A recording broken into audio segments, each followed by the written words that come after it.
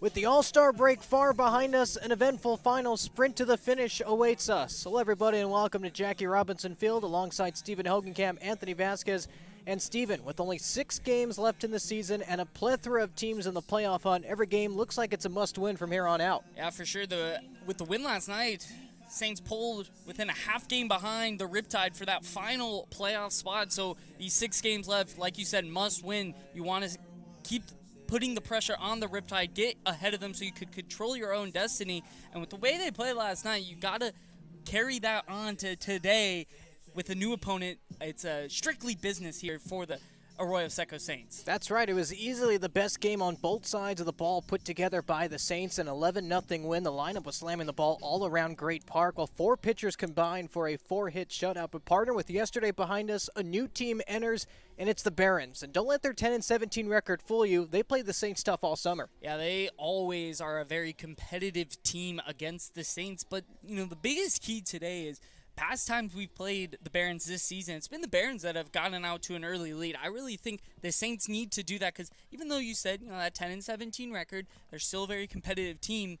With that kind of record, and, they're getting a little close to being out of that playoff race, if the Saints can pile a couple runs on early, scoring first, they could put that team away as quickly as possible. Well, Steven, I'm glad you mentioned early runs because that's something that Coach Milam stressed after the Bees upset the Saints last week in a one-run game. And he said these are the types of teams you need to bury early on because if you let them hang around, well, they can surprise you. And tasked with burying the Barons early is one of the better lineups we've seen all season. Yeah, it's almost in the exact same lineup as we had yesterday with Cooper Harris taking the day off and Matt Marlowe going into his spot, but it was a lineup that we saw that has a lot of depth in it. It was the bottom of the order setting the table for that top of the order who really cashed in on opportunities. Drew Cowley and Kyson Donahue both had big games. That's right. Matt Marlowe will be taking the start at first, while Jacob Sanchez will be replacing Cooper Harris, who has the day off, and Sanchez will be playing behind home plate. But as for the pitching matchups, it's shaping up to be a carbon copy of Sunday's matchup, with the Saints going with Gavino Rosales and the Academy turning to Rene Galvan. Yeah, it was Gavino Rosales'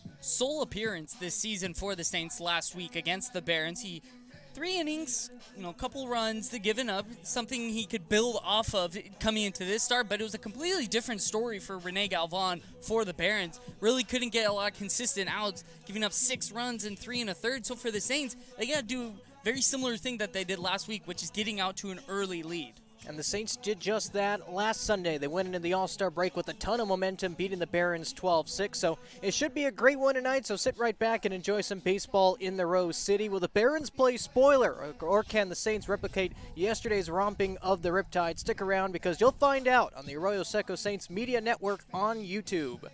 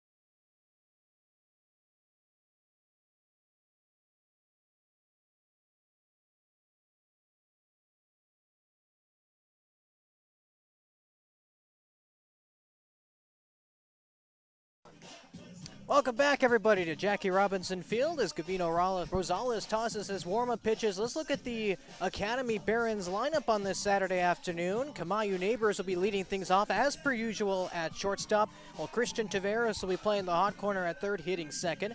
Max Diaz, a team leader with 3 home runs, will be in left field hitting third, while Mark Anthony Hernandez, one of the better hitters on this Barons squad, he's an all-star, he'll be hitting cleanup and playing first. Alonzo Zuniga at catcher and Vincent Temesbury rounding out the middle of the order in right. Meanwhile, the bottom third, Jalen Williams at DH, Julian Boyd, the center fielder, and Giovanni Saldana at second base. And Steve, what stands out to you the most in this Barons lineup? Oh, it's all going to come from the top with Kamayu Neighbors, one of the best hitters in the CCL this season. 360 average, but I think the most impressive part, he's been on base at least once in every game he's played this season, -1 where it just came from being a pinch hitter, and he still got an RBI. Also, before yesterday's game, Kamayu Neighbors in 22 games had 3 strikeouts, and he struck out 3 times in just yesterday's game, doubling his entire season total. He is someone that is extremely hard to get out, proving why he was an all-star for the CCL Showcase game this past week. That's right. It's not every day in the CCL where you see a 21-game on-base streak, but here he is, Kamayu Neighbors, the switch-hitting leadoff man, will step in and bat from the left side against Gavino Rosales, and we're underway on this Saturday afternoon. Rosales delivers a first pitch strike there at Jackie Robinson Field.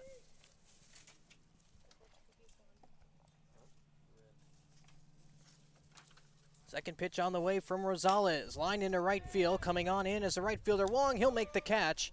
And on just 2 pitches, Gavino Rosales gets his first out of the ballgame.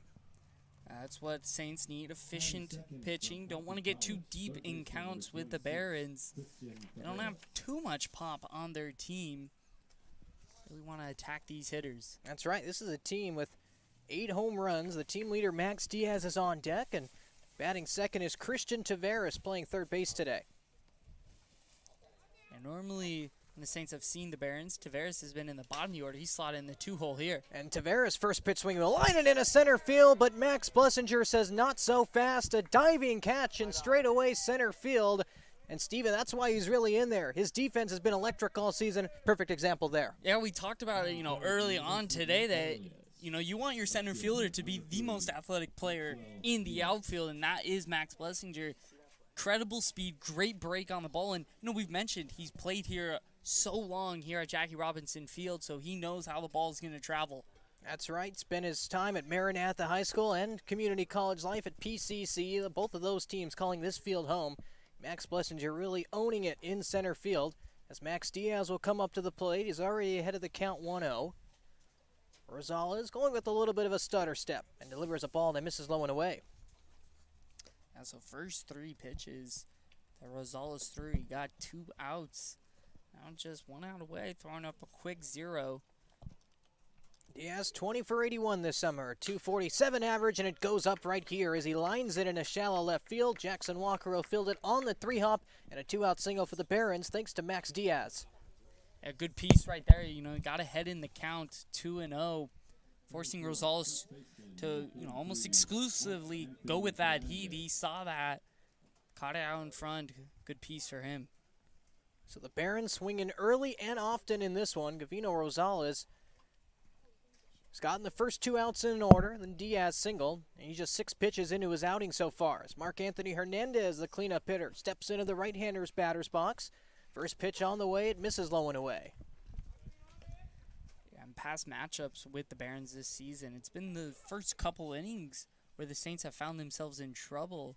So if Rosales is able to throw up a 0 here, he could take that away. Like we mentioned before the game, scoring first for the Saints is very important. Hernandez late on the fastball, sends it to the right side, foul, 1-1. This Baron team as a whole, just 240 average as a team. And that 240 average, one of the bottoms in the CCL, 24 points rather behind the Arroyo Seco Saints, who had 264 as a team. Despite that, the Barons have won a couple games against the Arroyo Seco Saints as Gavino Rosales throws it away, gets past Matt Marlowe, and taking second is Max Diaz. They'll throw it down, but it won't be close, but now he runs right past the bag, and Peyton Holt will say thank you very much, tagging Max Diaz. A base running blunder for the Barons will send us to the bottom of the first. Gavino Rosales, a very efficient half inning for him, only 8 pitches, getting the third out of the inning thanks to Max Diaz's base running error. So middle of the first at Jackie Robinson Field, the Barons nothing, the Saints coming up on the Arroyo Seco Saints Media Network on YouTube.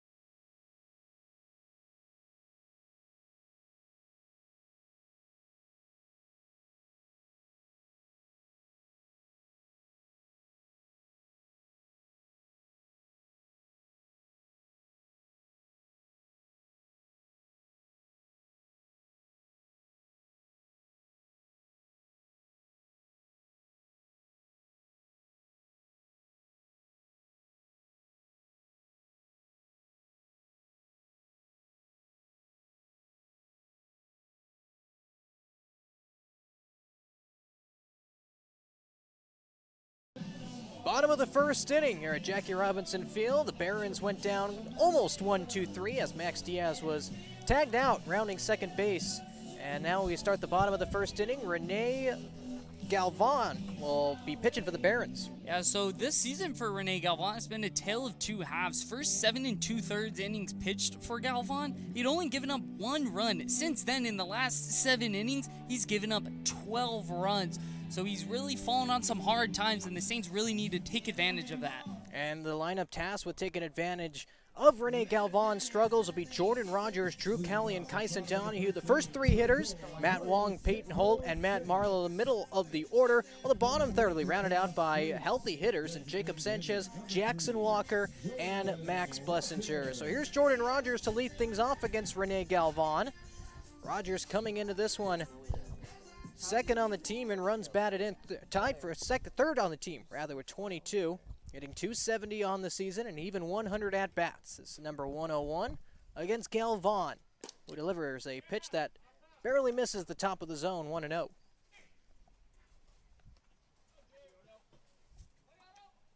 Rogers went 1 for 3 in Sunday's game against Rene Galvan, so a .333 average for the right-hander utility man, as Galvan is able to even the count 1-1.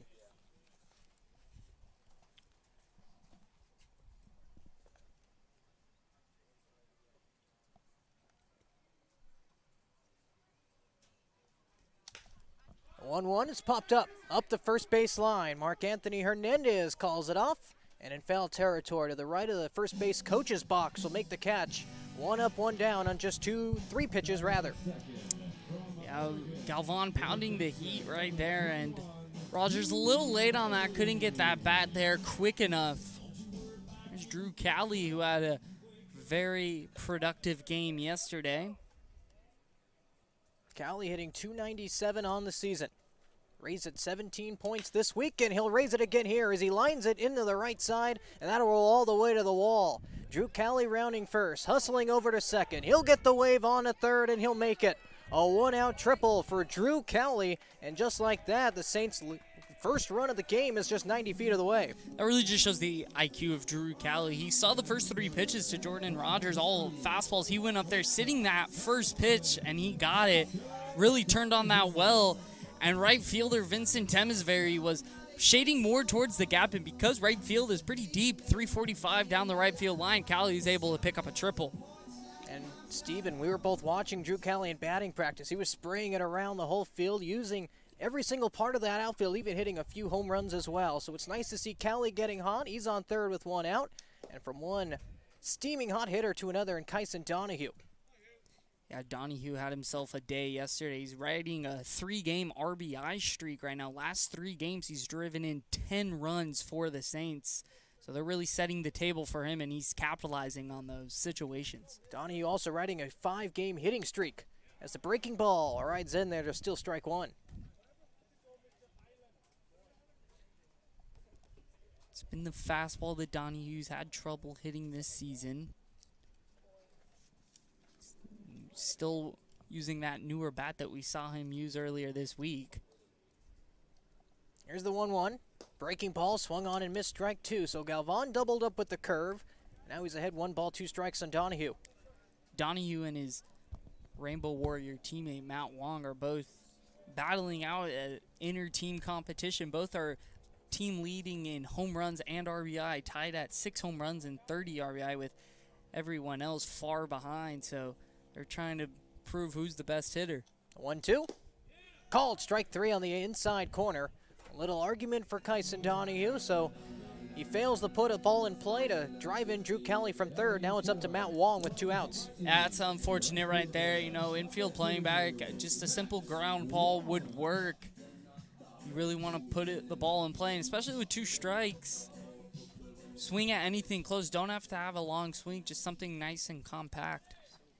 So Kyson Donahue, the first strikeout victim for either team in this contest, and that brings up Matt Wong. First pitch to him, clips the bottom part of the zone, 0-1.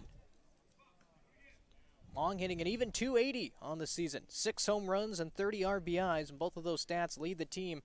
Actually tied for first with Kyson Donahue. Now Wong's hit last night broke an 0-for-10 stretch for him. Wong went 1 for 3 with the walk against the Riptide. Also struck out once as he takes a ball in the dirt. Flashes the stop sign to Drew Kelly, who has already taken a healthy lead off third, 1-1. A really good block right there from Zuniga, using his body, keeping that one in front. Also not letting it get too far away where Kelly can take off.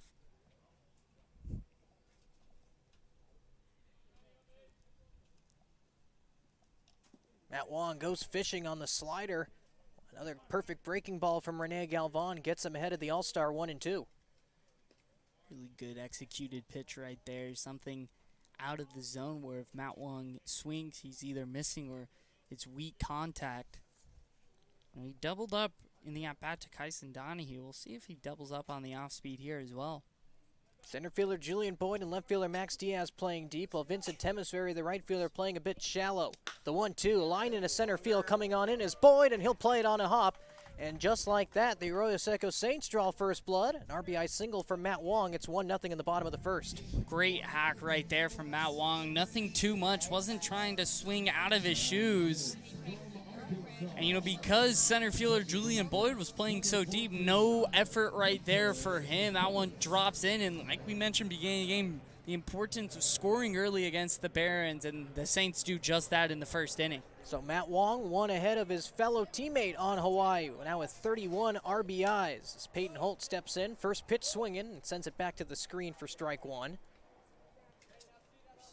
Peyton Holt's been hitting well lately. He's driven in a run in 7 of the last 8 games. So, you know, this middle of the order for the Saints are doing a really good job of capitalizing on those runner and scoring position situations. That's right. Peyton Holt's doing a lot more than getting hits, even though he's 1 for 8. 3 RBIs in his past couple games. Galvan will check back to first, and Wong is back safely. Holt's been out of the lineup last week due to an injury. He has only played 2 games since July 10th, the 21st and the 22nd. So it's good to see him back in the lineup because he really lengthens an already dangerous Arroyo Seco batting order. And they're just waiting for Dylan Johnson to get back. They'll have a ton of speed with him. 1-1 after the curveball misses inside.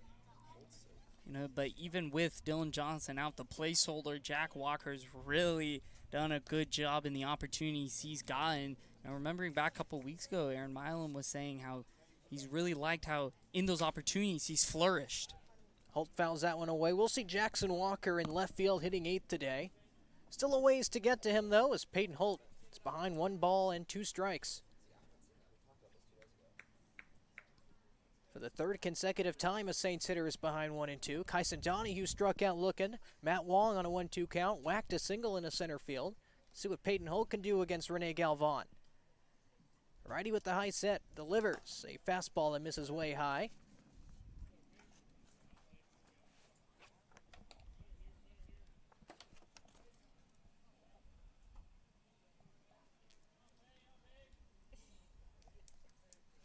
Don't want this to get to a 3-2 count where Matt Wong would be off.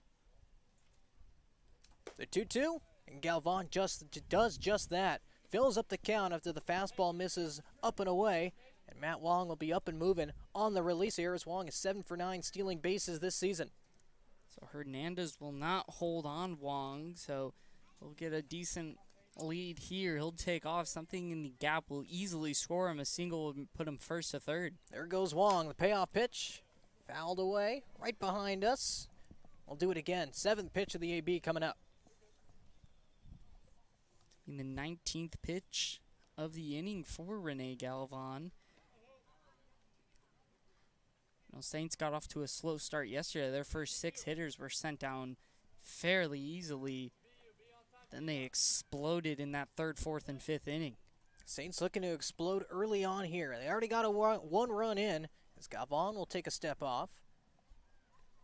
Once again, Mark Anthony Hernandez, the first baseman, not holding on Wong, so he'll be off and running with an extended lead on this pitch. Holt in a full count, one of the toughest hitters on the Saints team to strike out. Righty-righty matchup, another payoff pitch. Misses high, ball 4. Matt Wong was going, but it doesn't matter. Matt Marlowe's coming up at first and second, 2 outs. Really good at bat right there for Peyton. Holt fell behind quickly, 1 and 2. Worked a good at bat, spoiled a pitch or 2. And now they got a runner in scoring position, couple on for Matt Marlowe, who, he's had really great defense in the field, but he's someone that really needs to get going at the plate this season. That's right. Matt Marlowe 1 hit in his last 4 games dating back to July 16th, coming into today with a .208 batting average as the slider glides in there for strike 1. He's someone who, in his College of Regis, is one of their best hitters in program history as well. Just hasn't, some of it comes this summer with not getting the consistent play that you'd want, but. And Marlowe bounced that one through the hole and into left field. Matt Wong will get the turn home. Diaz's throw will go up the third base line, and smartly advancing the extra 90 feet is Peyton Holt to third and Matt Marlowe to second. It's 2-0 Saints in the first. More high baseball IQ from Saints base runners right there. Peyton Holt did not hesitate. He saw the throw in left field from Max Diaz go high over the cutoff man of Christian Taveras and took off to third. And Matt Marlowe smartly following him behind. Now a base hit could score even more runs for the Saints and increase their lead here. So Matt Marlowe with RBI number 12 on the season. Still a couple more ducks in the pond for Jacob Sanchez, who gets the start behind the plate today. Galvan going from the windup for the first time, and it's a perfect slider. Dips out of the zone, and Sanchez whiffs at it. Jacob took an 0 for 4 in yesterday's ballgame against the Riptide. Struck out twice, but did get on base with a free pass. The 0-1, Galvan doubles up with a slider, and he gets Sanchez fold again, 0-2. Sanchez has somewhat come back to earth since that torrid stretch he was on. The 0-2. Swung on and missed strike 3, so Rene Galvan will get Sanchez swinging on 3 sliders. Alonzo Zuniga will toss over to Mark Anthony Hernandez at first to complete the strikeout. And Rene Galvan gets out of the inning, only surrendering 2. Matt Wong a single up the middle, and Matt Marlowe a bouncer towards left. And it's 2-0 Saints already as we go to the second inning.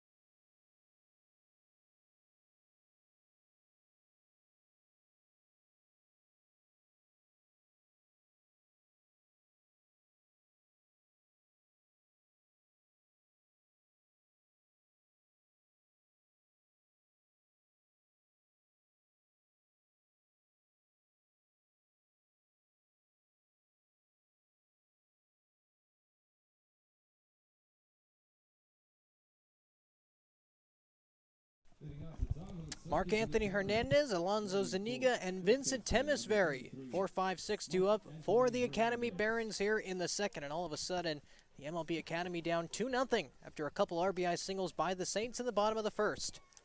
Mark Anthony Hernandez has to be glad he's not facing the Foresters. The last two games he's played, both against the Foresters, and those two games went 0-for-7 combined with 5 strikeouts.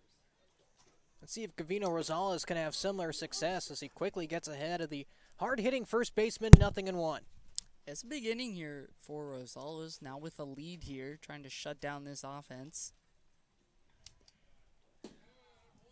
1-1 after the fastball skips away from the catcher Sanchez. Hernandez coming into this one, 253 on the season. Still a healthy batting average, 13 points above the team mark of 240, even with his 0-for-7 streak against the Foresters. 1-1, popped up behind home plate and out of play, 1-2. You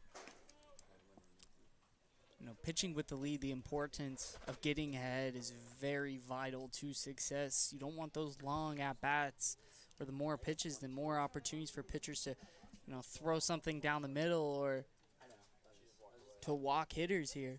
Mark Anthony Hernandez, one of 2 Academy Barons hitters to make the CCL All-Star game. The 1-2, called strike 3 on the outside corner. A fastball froze the first baseman, 1 out in the top of the second. Perfectly executed pitch right there from Rosales, right on the black, catching Hernandez looking. That's a big out here. You want, you know, getting that first out, especially with a lead, plays big to your success. So first strikeout of the day for Gavino Rosales, and that gives way to Alonzo Zuniga. He'll be behind the plate today. Rosales going with a little hesitation move, and a fastball zips right in there. Zuniga in the midst of a little struggle, 1 for his last 15. The 0-1. Slider misses the zone. 1 ball and 1 strike. Zuniga, one of the top hitters on this team despite his struggles. Gets a hit about a quarter of a time, a 250 average. 12 for 48 this summer. And he bounces one slowly over to third. Cowley's got it. 2 outs. Nice job right there from Rosales. Is doing a really good job not throwing anything too far in the zone where hitters can really put a good swing on it. It's an important game for the Saints. You know, the Barons had a late night match with the Foresters last night. Could not have gone back till, you know, 1 a.m. and it was a tough one for them. Got walked off on, got left on the field. So the importance for the Saints getting out to an early lead like they have is really going to play big. And we mentioned that in the pregame. Coach Milam was angry after the Saints lost 5-4 last week. Said these are the type of teams you really have to bury early on. Continue to score runs and continue to break their confidence. This is a very tough and scrappy Academy Barons team. If you let them hang around, dangerous stuff can happen. Yeah, they play with a lot of emotion. Last time these two teams, you know, a couple games ago, these two teams faced when the Saints had the unfortunate 1-run loss. Barons are really amped up after that game. Bring a lot of emotion to the table here. Vincent Temesvari behind 1 ball and 2 strikes. And he takes a breaking ball, misses in the dirt. Sanchez gets down on his knees to block that one, 2-2. Temesvari falling on some hard times with the bat. 8 points above the Mendoza line at 208. Bottom half of this Academy Barons team, just 10 for 48 this summer. Strikes out more than a third of the time. And he's in K position here. Rosales has him even 2-2. Here's the pitch. Swung on and missed strike 3. Got him with the fastball. And on 19 pitches, Gavino Rosales faces the minimum through 2 innings despite giving up a hit. He's feeling it early. Bottom of the second, 2-0 Arroyo Seco.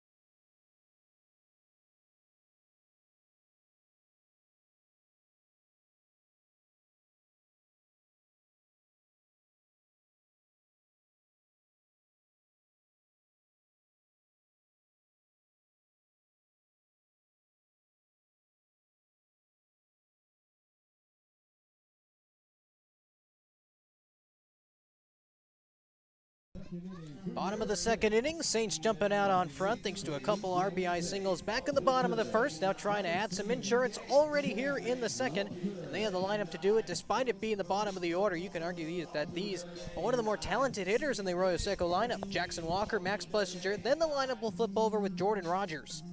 Yeah, Jack Walker looks like a completely different guy, I gotta say, with that, without the facial hair. It was picture day for the Saints today, and they had a little fun as well.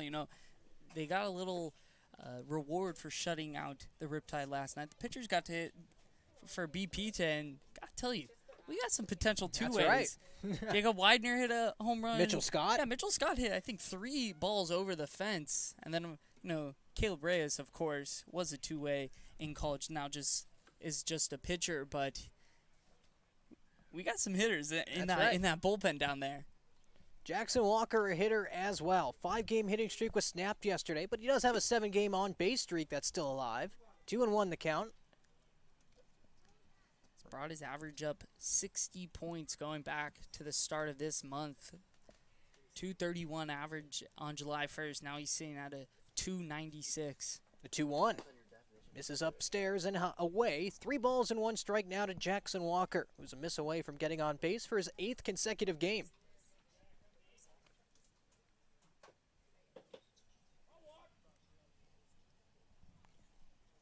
Here's the pitch. That one's lying down the left field line, and that's a fair ball. Jackson Walker is going to be running for quite some time. He's halfway to second. He'll put the brakes on there. Perfect way to lead off the second. Jackson Walker stays hot. A double to lead off the bottom of the second. Yeah, both Jackson Walker for the Saints and then also Max Diaz of the Barons showing the importance of why pitchers need to get ahead, because if they fall behind like that, hitters sit on that fastball, and Walker did a really good job smacking that the other way, and now, like you said, Max Blessinger, he's starting to find himself. Back-to-back games with 2 hits in each of those games. 4 for his last 8. Really good. I really like him out of that 9-hole.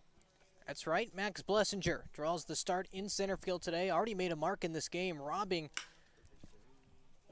the Barons of a hit. That was Christian Tavares lining out to shallow center field. Max Blessinger came on in and dove head first as he fouls that one away, 0-1.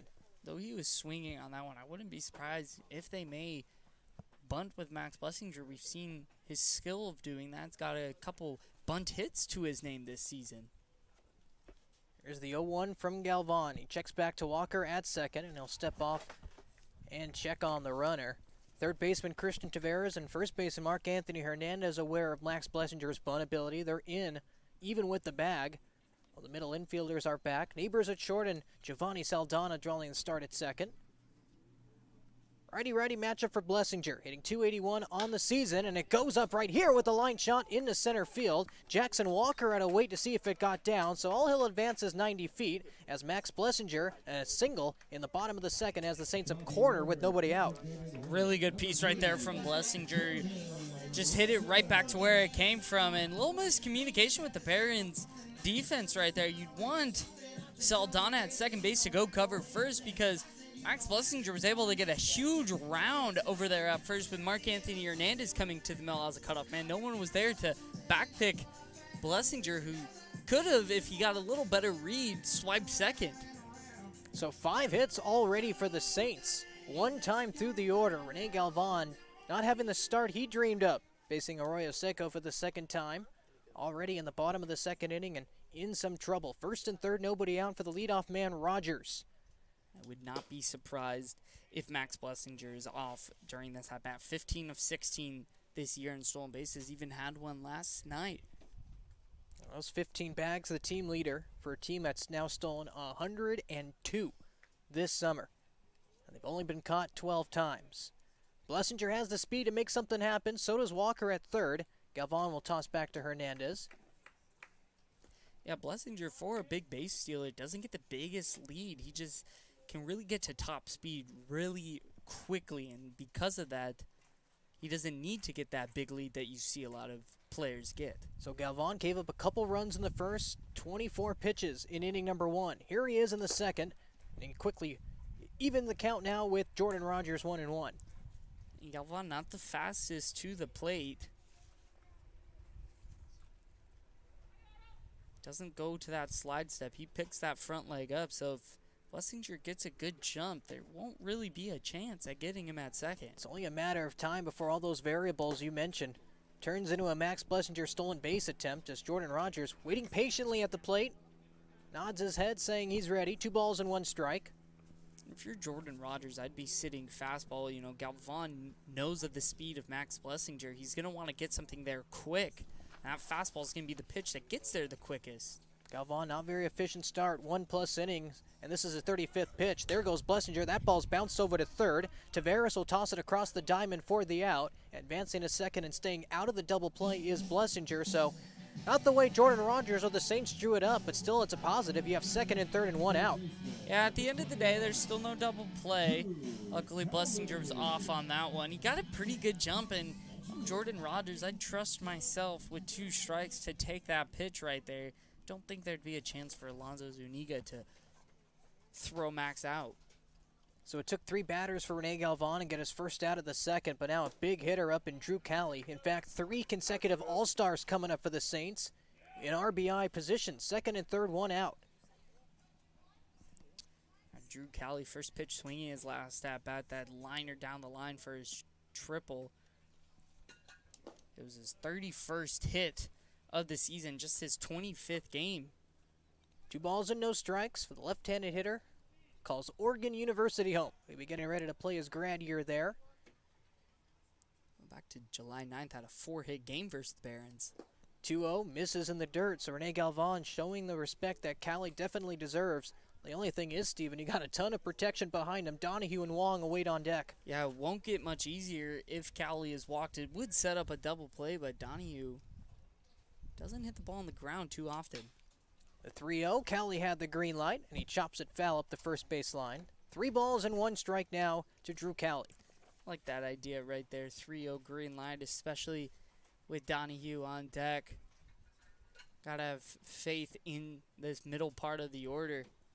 See if Cali can produce to drive home a couple runs here. Well, he's hitting .500 against Rene Galvan. Already has a hit in this one, triple down the right field line. Vincent Temesbury still shading towards right center field, so Cali can abuse that line again. Back pick over to second, and no one was home. Neighbors didn't cover the bag, and walking home is Jackson Walker. Another fielding blunder from the Barons will award Arroyo Seco its 3rd run of the game. Yeah, another miscommunication with the Barons. We've seen that they've had troubles right now. See, Kamayu Neighbors going to talk with Rene Galvan right there. Interesting that they were trying to pick off Max Blessinger over there at second. He wasn't even the lead runner. You don't see that too often. So now the situation gets even easier for Cali with the infield back. 3 balls, 1 strike, and the breaking ball misses low. And just like that, the Saints restock their base runner total. 2 runners on once again for Kyson Donahue. This is the spot that Kyson Donahue likes with runners in scoring position. We saw that last night, driving in 4 RBI. Drew Cali on first also this season. Not the biggest base stealer, just 5 for 6 this season. Could we see him go with runners on the corners and 1 out? As Kyson Donahue steps in, struck out looking on a 1-2 count against Rene Galvan in his first time up. First pitch in his second time up. Misses low and away. You know what? You get with Drew Cali on first, though he doesn't have the speed as, say, Max Blessinger or Dylan Johnson. He is a very smart base runner.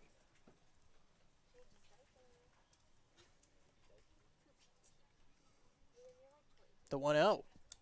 Curveball. Clips the bottom and away corner. 1-1. We saw back in the first, Galvan threw back-to-back curveballs, then pounded a fastball, did a really good job tunneling his pitches, starting that fastball lower than where the curveball started to mess with his vision. The 1-1. Galvan doesn't double up with the fastball as Drew Cali will take second after the high fastball comes out of the glove of Alonso Zuniga. So not only is Kyson Donahue up 2 balls and 1 strike, he also has runners on second and third, 1 out. The exact same situation that Drew Cali was in earlier. That's been lots of mistakes early on for the Barons. We saw in the top of the first inning, Max Diaz with the base running mistake, and we've seen their defense early on with some mistakes. The 2-1, Kyson Donahue, rather. A healthy hack there, trying to unleash for a 3-run shot. Instead, Rene Galvan pulled the string. 2 balls, 2 strikes with 1 out. Anything's on the table here with the open base at first. If you're Donahue, can't really sit on one pitch. Donahue struck out with Drew Cowley waiting on third with less than 1 out. Now in another situation where all he needs is contact, and he'll match Matt Wong with 31 ribbies. The 1-2 drops him to his knees, a Galvan curveball. And just like that, Donahue a strikeout victim for the 2nd time today. Big second out right there. Doubled up with that off-speed. Donahue's having a little trouble tracking that. Galvan's also shown the ability to throw it for a strike, and now Wong up. Similar situation, 2 outs with a runner in scoring position, this time now with 2. So just don't want to leave these ones on the board here. We've seen the Barons how much fight they have in them, so you want to get as many as possible as quickly as possible.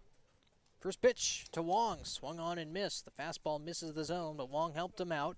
In his first at-bat, the right fielder slammed a single up the middle for an RBI that scored Drew Cowley from third with 2 outs, and that kept the inning alive for Matt Marlowe, who had an RBI single of his own. Wong mound behind, 0-2.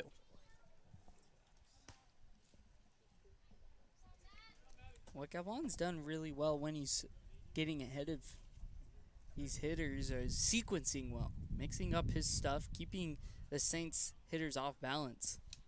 The 0-2, Wong barely gets a piece of that one, sending it back to the screen. So we'll do it again for a 4th time.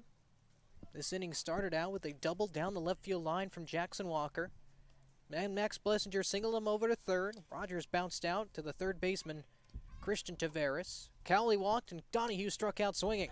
And now Matt Wong is still behind in the count, 1 ball and 2 strikes after a nice block by Alonzo Zuniga back there. It's been long 2 innings for Rene Galvan. Next pitch is going to be already his 50th of the outing of the afternoon. 24 pitches in the first inning. Pitch number 26 here in the 2nd frame coming up. Matt Wong pops up the curveball right over to the first baseman, Mark Anthony Hernandez.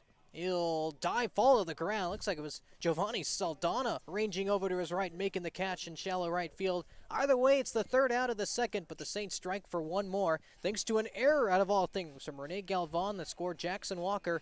3rd inning coming up. Saints up by 3.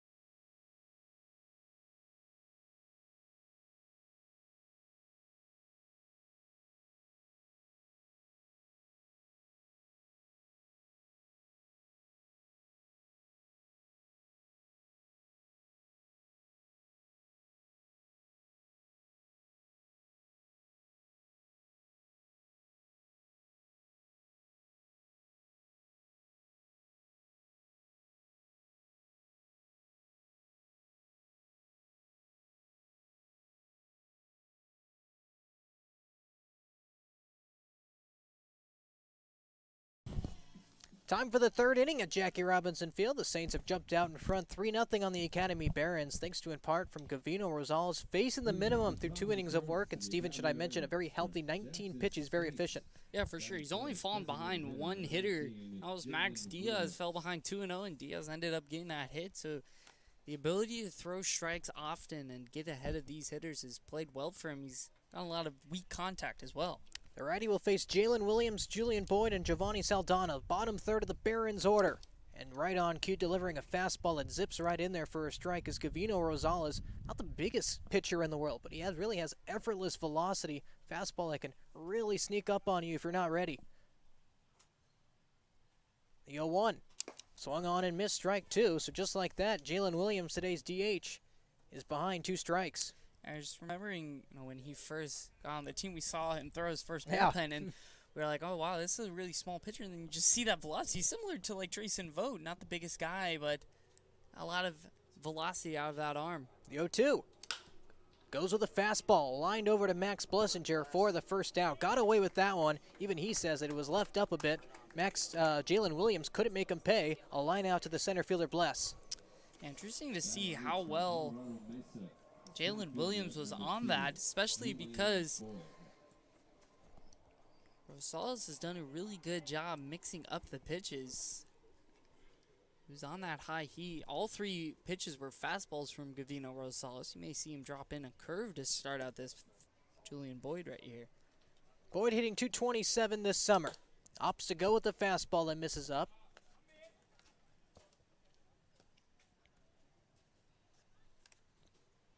Despite the low average, Boyd is riding a 2-game hitting streak. 2 for his last 6. Went 1 for 4 in Sunday's loss to the Saints. Final game before the All-Star break, Arroyo Seco took it 12-6 as Rosales delivers the curveball.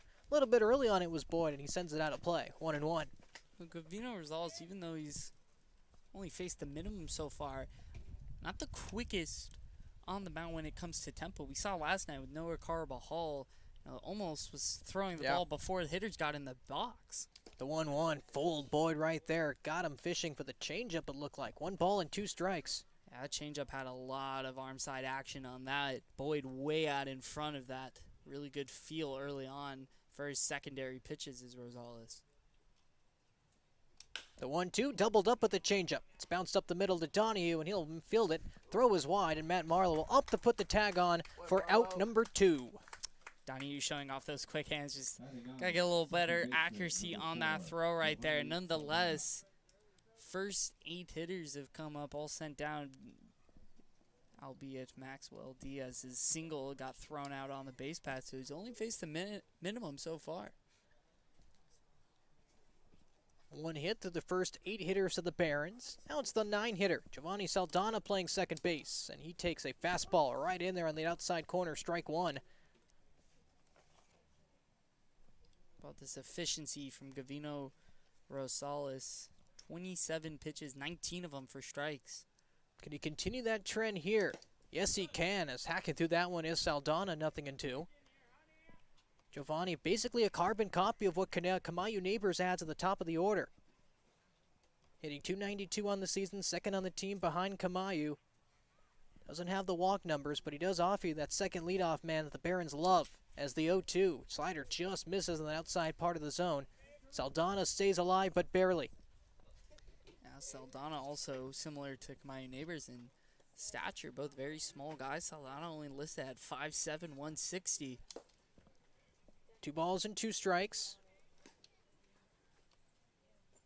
Saldana nowhere near the crazy walk to strikeout ratio of Kamayu Neighbors, but still a healthy hitter. 14 strikeouts to 7 walks. No home runs and 4 RBIs. And now he's worked an 0-2 count into a full count now. He spit on a couple good sliders from Gavino Rosales. I'd assume he'd go fastball here. 9 hitter, you want to go after. You don't want to give those free base passes, especially with 2 outs and Kamayu Neighbors on deck. Payoff pitch. Whacked down the right field line over the Academy Barons dugout and into the net. So we'll do it again. Saldana very late on that heater. It was an elevated one right there. Couldn't get his bat to the ball that quickly. And despite an at-bat relatively drawn out, the 7th pitch coming out, the pitch count's still low. Payoff pitch. Misses up and away for ball 4. So Gavino Rosales gives the free pass to his first hitter of the day. It's to the 9 hitter Giovanni Saldana. Now the Barons lineup will flip over for the first time today with Kamayu Neighbors striding to the dish. A really good at-bat put together right there from Giovanni Saldana. As we mentioned, fell behind 0-2 quickly.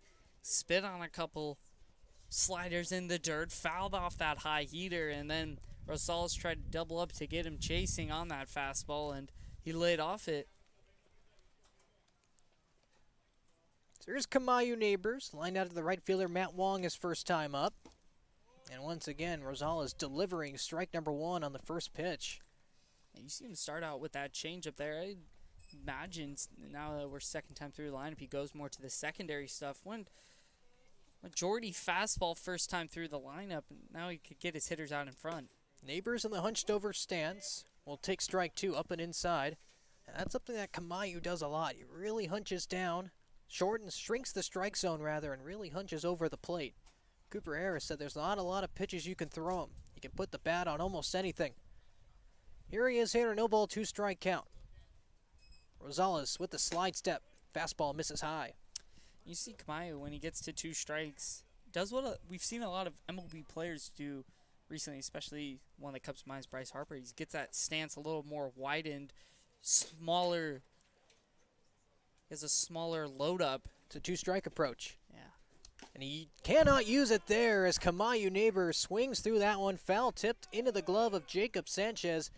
And the Arroyo Seco Saints have done the impossible. Strike out Kamayu Neighbors to end the frame. Gavino Rosales is really feeling it now. 3 scoreless innings for the righty. It's time for the bottom of the third. Still 3-0 Arroyo Seco.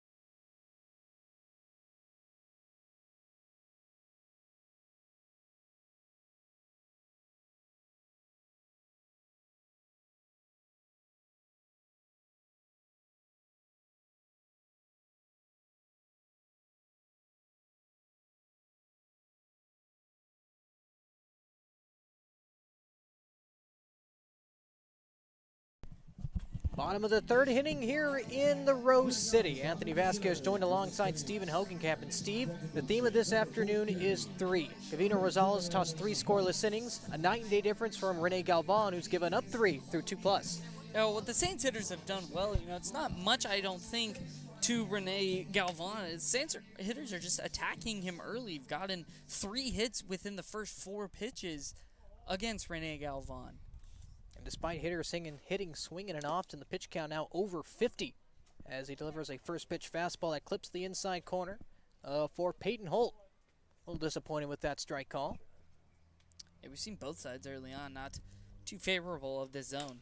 Holt, a bouncer over the third. Christian Taveras will toss across the diamond. It throws a little high, and running into Mark Anthony Hernandez was Peyton Holt. Either way, it's out number 1 on just 2 pitches for Galvan. If you're Mark Anthony Hernandez, the last guy you want running into you, I think, right, is Peyton Holt. We mentioned last night, one of the most physically fit guys on this Saints squad. I like to call him, I mentioned Quad Father last night. I think Quadzilla is a little better. So 1 up, 1 down on just 2 pitches for Rene Galvan. Now delivers a first pitch breaking ball that Matt Marlowe fouls off to the right. So Rene Galvan, 50 pitches through 2 innings, 24 in the first and 26 in the second. And those are 2 frames where the Saints really jumped on the righty early, scoring 3 runs, 2 in the first and 1 in the second. Trying to tack on more here. As Matt Marlowe takes inside, 1-1 the count. Really want to be careful with that front door slider right there. That gets a little too much of the play, and that looks like an absolute cookie to Matt Marlowe, whose swing plays really well into that. 2 balls and 1 strike. Marlowe 1 for 1 today, an RBI single. A bouncer through the 6 hole and into left field. Ended up scoring the Saints' second run. The 2-1 misses low. 3 balls and 1 strike to the righty Marlowe.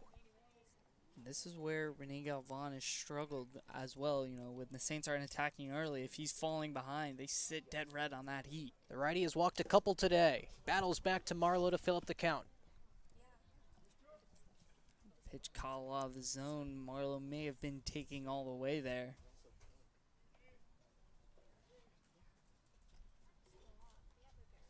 Payoff pitch. Line down a left field line. If it stays fair, it's a double, and it will stay fair. It'll roll all the way into the corner. Matt Marlowe hustling into second. And Steven, the Saints lineup continues to put the pressure on Rene Galvan. A leadoff double in the third, same way they started out the second. Yeah, for sure. One out double, actually. We had a quick first out, but another good swing from Matt Marlowe. We mentioned in his first at-bat, it's someone that Saints really want to get his bat going. This could be a good start. You know, that inner half pitch, that's the one his swing plays really well, and it's really short, quick to the ball, and he caught that one out front for that one-out double. So Matt Marlowe leads off a second. Another base runner for Rene Galvan, who's yet to fire a scoreless, a perfect frame, rather.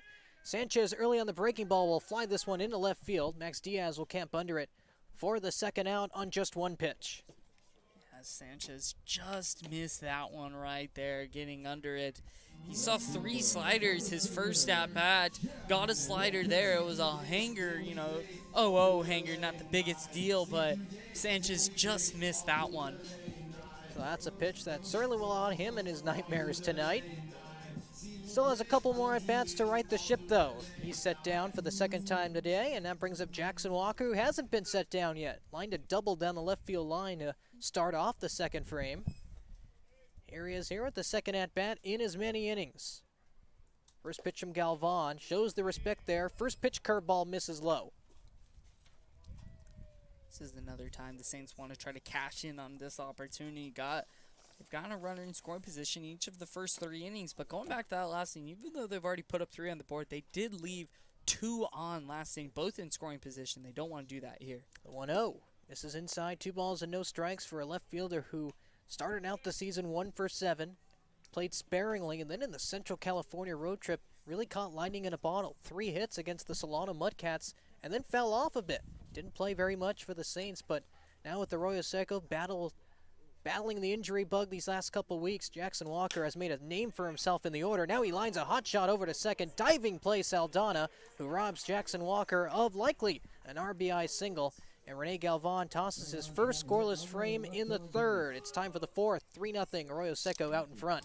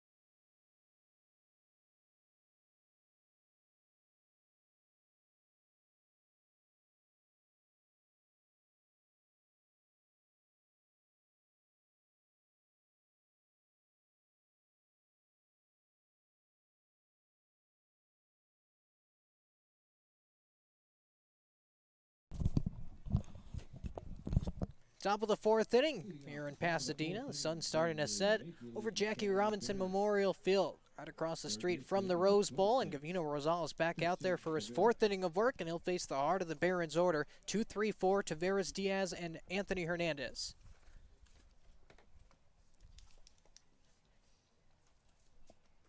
Taveras in his first at-bat lined out to the center fielder Max Blessinger. And Bless robbed him of a hit, diving headfirst back in that first inning. And in his second at-bat, Taveras takes strike 1. Starting him off with that breaking ball. I think that's something you'll see, especially through the second time through the order. Starting a lot of hitters off with the off-speed. Doubles up with the off-speed, opting to go with the changeup. Misses in the dirt, 1-1. Yeah, to lefties, he's gone both with the slider and changeup. To righties, it's mostly just been the slider when it comes to the off-speed. 1-1, lined into center field. Max Blessinger won't get that one. Opting to field it on a couple hops. A perfect way for the Barons to lead off the fourth. A single from the two-hitter Christian Taveras. A good piece right there. Both times he's hit a fastball of Rosales really well. It looked like he was hunting that after taking the first couple pitches. He was just waiting for Rosales to throw that fastball. He's hit the ball hard both at-bats so far. So Taveras rights the ship. Had a hit taken away from him in the first. Battles back with a single in the fourth. And that gives way to Max Diaz, who strides to the dish and takes strike one, a slider that catches the zone. And Diaz hit the ball hard. His first at-bat lined it in the left. Toss on over to first. Taveras back safely.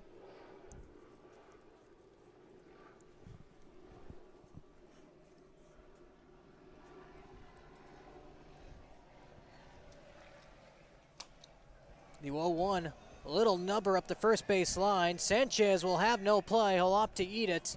An infield single for Max Diaz. Now the luck is starting to turn for Gavino Rosales. Steven, it looked like a little miscommunication up that first base line. Who had it, Rosales or Sanchez? You know, it's not. There's no right or wrong answer on who had it. I think they just had to decide that earlier because Sanchez kind of hesitated going to it. I think it's a easier play with Sanchez going towards the base. With Rosales, he had to come off and he'd be throwing on the run.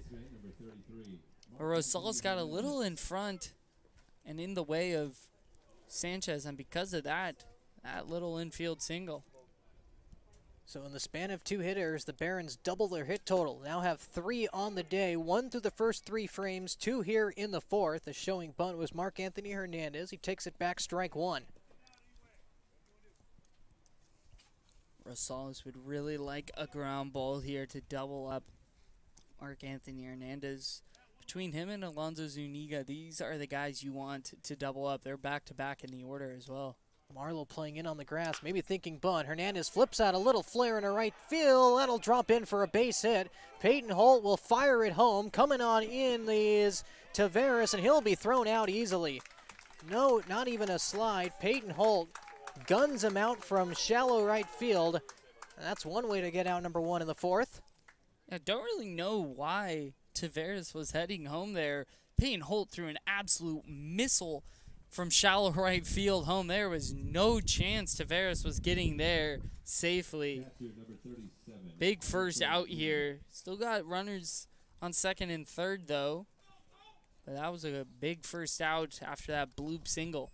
Mark Anthony Hernandez flipped out the bat with Marlowe playing in. Had no chance to get that one. Peyton Holt, smart play, ranging to his right and tossing it home immediately to nab Taveras. Barons still have second and third with 1 out after Hernandez smartly took second on the throw. And Rosales falls behind. 1 ball, no strikes to Alonso Zuniga, who bounced out to the third baseman Cali in his first AB.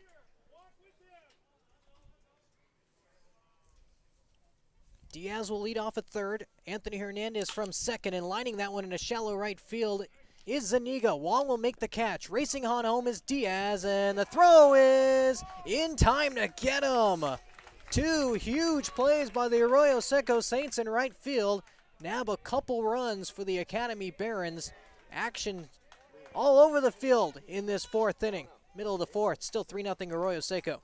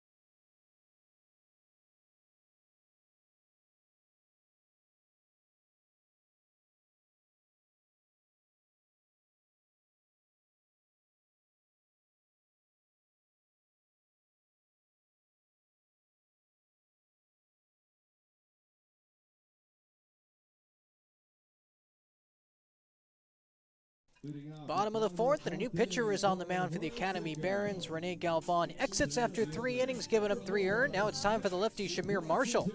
This season for Marshall, it's going to be the 4th time he's pitched against the Saints, and the first 3 times hasn't fared that well. He's gone 4 innings. He's given up 6 runs while also walking 8 batters, so he's had a little difficulty with control. And Shamir Marshall will have his work cut out for him. 9-1-2, Blessinger, Rogers, and Cowley. The lefty delivers a fastball that misses up and away through the glove of Zuniga. Max Blessinger really starting to get hot now. Singled in the center his last time up. Now 6 for his last 15. And Steven, that was before he was 1 for his last 18 at the dish. Yeah, they really need him to get going here. Remember how hot he was at the beginning of the year in that 2-hole. I really like him, like I said, in this 9 spot. There was a point in time where Blessinger was hitting over 400 for the Saints. He saw his average dip to around 270, and now it's all the way back up to almost 290. Roller coaster of a summer it is for Max Blessinger. Can he end it with a bang? Only a week left in the season. He's definitely hot at the right time as he falls behind Shamir Marshall 1-2.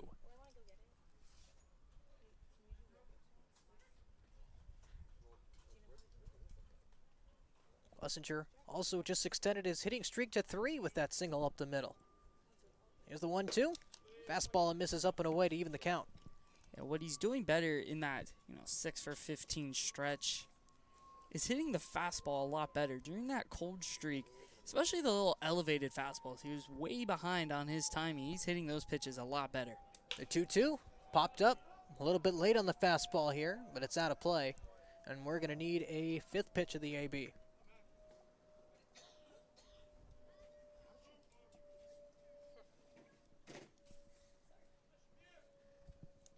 3 runs, 6 hits. No errors for the Saints. No runs, 4 hits, 1 error for the Barons. The 2-2. Chopped up the third base line. This is going to be a tough play for Tavares. Bare hand toss across the diamond, and it got him.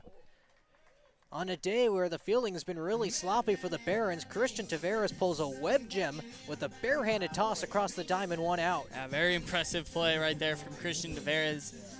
Did the only thing he was able to do going to that bare hand. He goes to the glove. Blessinger's easily safe, and he needed all of that throw to get him out. Big first out, and that was a really good play over there from Christian Tavares. So Max Blessinger has a infield hit robbed by Tavares, who's now even with the bag, practically standing on it against the righty Jordan Rogers, who takes a strike in the inside corner, 0-1. J-Rod 0 for 2 on the day, popped out to the first baseman Mark Anthony Hernandez in foul territory to start the game, and bounced out to Tavares. 0-1 from Shamir, a fastball that barely misses the top part of the zone.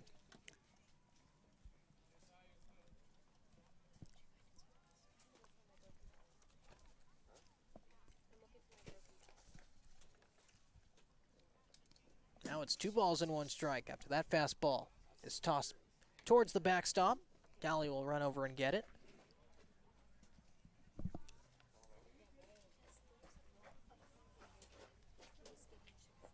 Rogers entered the day hitting .270, couple home runs and 22 RBIs. Here's the 2-1. Swung on and missed, strike 2, behind on the fastball. A good spot right there for Marshall. Inner half to Rogers. Couldn't get the bat to the ball there. Swung through that one. 11th pitch of the afternoon for Shamir Marshall. We'll get Jordan Rogers to flinch at the breaking ball in the dirt. He didn't go around. No appeal to first base needed. Counts filled up now to Rogers. Big pitch right here. The difference between 2 outs, no one on with a runner on 1 out, especially with how well going back to yesterday and even today the Saints have been stringing hits together, something that during that skid right before the All-Star break, that 5-game losing streak, that was kind of lost upon them. They didn't have trouble getting runners on, but just cashing in on those opportunities they didn't do a good job on. Rogers strikes out a quarter of the time but walks just as much. Let's see what he does here. A pop-up in foul territory. Who's got it? And Mark Anthony Hernandez has just enough room for out number 2. And in the same place that Rogers popped out in the first, he pops out in the 4th. Yeah, just not getting that swing path right. But with that at-bat and his first, he's just under the ball right there. Now Drew Calley's been on both times. He's yet to be retired here. See if he could keep this inning alive. And a left-handed hitting Calley stands in between Shamir Marshall and the first perfect inning for the Academy Barons in this game. Bottom of the fourth, 3-0 Saints lead. First pitch, Calley will take it just low, ball one. No, for the Saints win, yes, sir. Even though they only allowed those 4 hits and had that shutout, it took until the 8th inning for them to throw up a 1-2-3. Lefty-lefty matchup. And Calley will pop that one foul towards the Saints dugout up the third base line in left field. Calley 1 for 1 today in his couple plate appearances. Tripled down the right field line and scored the first run of the game for Arroyo Seco. Then walked in the second. And was stranded at first base. The 1-1 from Marshall. Swung on and missed strike two. A fastball that beat Calley on the inside corner. Yeah, lefty-lefty is always a very tough matchup. And as a hitter, you really want to track that ball inside and adjust to when it goes out because it's going to get on you much quicker. The 1-2. A bouncer towards the third baseman, Temisferry. Charges, sidearm toss. It's off the glove of Mark Anthony Hernandez, and it rolls towards the Academy dugout, and it's out of play. So Drew Calley will take second base on the error from the third baseman, Temisferry, after he had a web gem to nab Max Blessinger earlier on in this inning. I got to think they're going to rule that infield hit and then an error because it got away from Mark Anthony Hernandez right there. So another time Drew Calley's been on. So it'll be ruled an infield hit for Drew Calley. He's now 2 for 2, but he advances to second on the error as Kyson Donahue will come in, riding an 0 for 2 today with a couple strikeouts. Yeah, Donahue, what he really got to do right here, trying to cash in, hasn't put the ball in play first 2 at-bats. Rene Galvan really had his number, but now with the new pitcher in Shamir Marshall, let's see if it will be luck towards Kyson Donahue. These are the hitters that Shamir Marshall has that platoon advantage against. Drew Calley got on second, thanks to an error from the third baseman, Christian Taveras. It was ruled an infield single, but he's in scoring position rather, thanks to the E5. Can Donahue drive him in?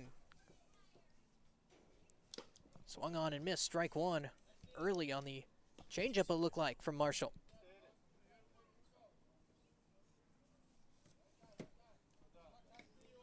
Donahue has faced Shamir before. He's 1 for 1 against him.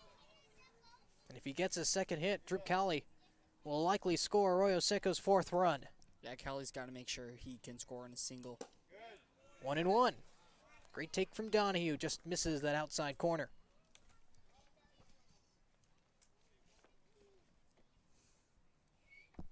Three runs in already for the Saints. A couple of them in the first. An RBI single from Matt Wong. Another one from Matt Marlowe. And a run in the second. There's the 1-1. Misses low in the dirt, and it gets away from Zuniga. And advancing 90 feet is Calley. Thought about coming home. Takes a few steps off the bag. He'll return to third. 2 balls, 1 strike. Yeah, and that ball got stuck in the fence behind Zuniga. Jumped to get it. Take it off the fence. Time was already called, but valiant effort right there from Alonzo Zuniga. Showing the hops right there. That's big. Drew Calley getting over to third because we've seen this inning Zuniga having trouble tracking the ball out of Shamir Marshall's hand. So another pass ball and he could get home. The 2-1. Able to pick this one up. That was low. Either way, Kyson Donahue ahead of the count. 3 balls and 1 strike. Gearing up for the fastball here is the big lefty. Yeah, really got to sit here. You know, that doesn't mean he'll get it, especially with the open base, but you really got to look for that one pitch, and if it's not there, do not swing. And that misses up and inside. Brushes Donahue off the plate, and he'll be taking the walk over to first base. So the Saints once again have him cornered, this time with 2 outs for Big Matt Wong.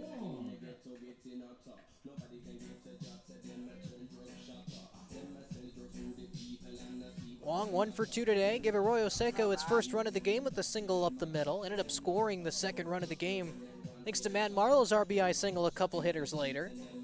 Then popped out to the second baseman, Giovanni Saldana, in shallow right field, and here he is with his 3rd plate appearance. Big RBI situation. Matt Wong now with a platoon advantage after the two lefties got on base against the southpaw Marshall. 1-0 to Matt Wong after the fastball misses high. Seeing if they're going to, it's going to be a mound visit with Shamir Marshall, seeing if they may run a steal with Kai Saldana. You've seen him a couple times this season.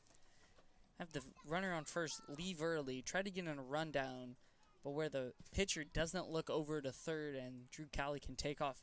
And in this position, having a lefty on the mound is better to do that because their back is turned to third base, meaning if they wanted to look, they're going to have to turn their entire body instead of a righty merely just looking straight over to third. Could really discombobulate a defense by doing that. However, you do have Matt Wong up to the bat right now. And can also create a balk too, Steven. You know, a lot of people saying step off. It could fluster the pitcher, Shamir Marshall, but that's something Academy does very well, is responding to those step-off calls. So we'll see if Coach Milam pulls the strings here with 2 outs in the 4th. Matt Wong hitting ahead of the count, 1 ball and no strikes against the lefty Marshall. Swung on and missed, did Wong, late on the fastball.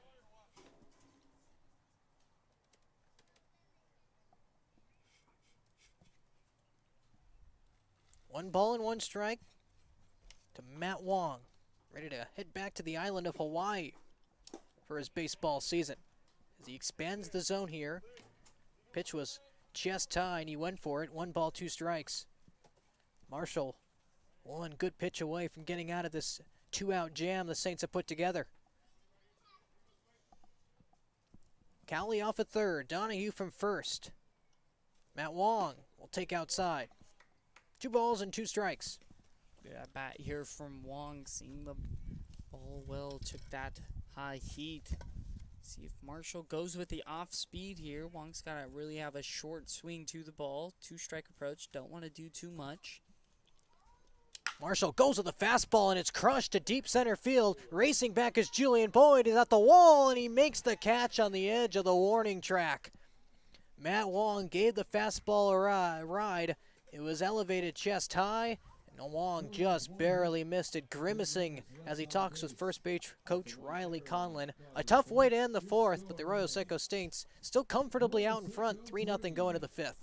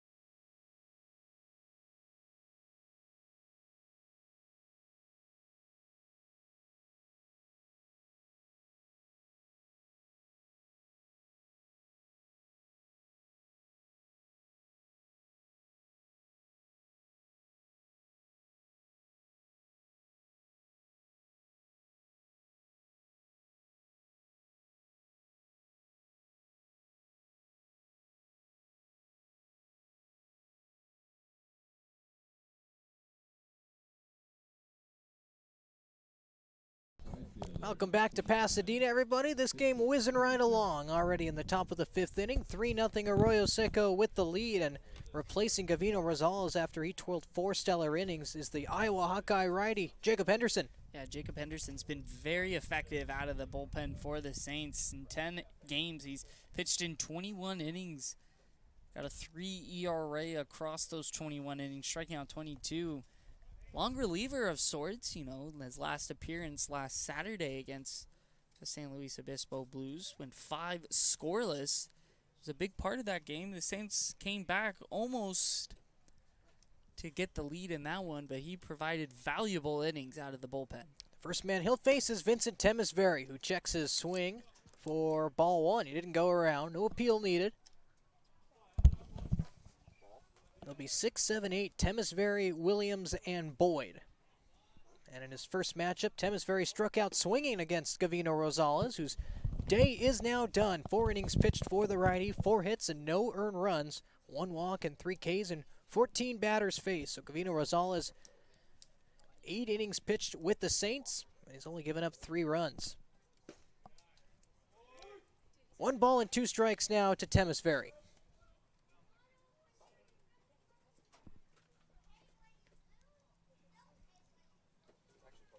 Henderson averages a strikeout per inning.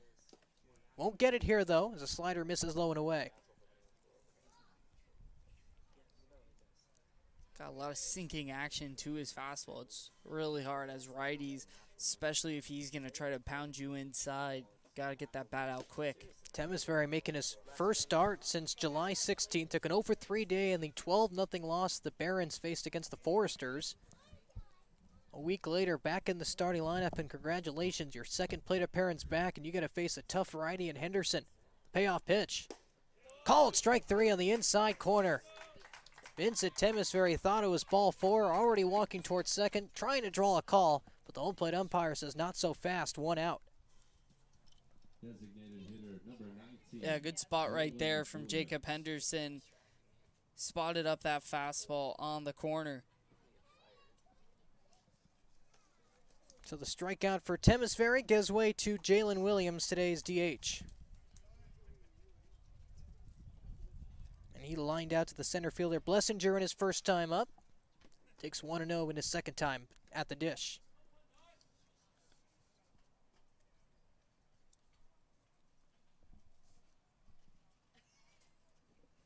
The 1-0.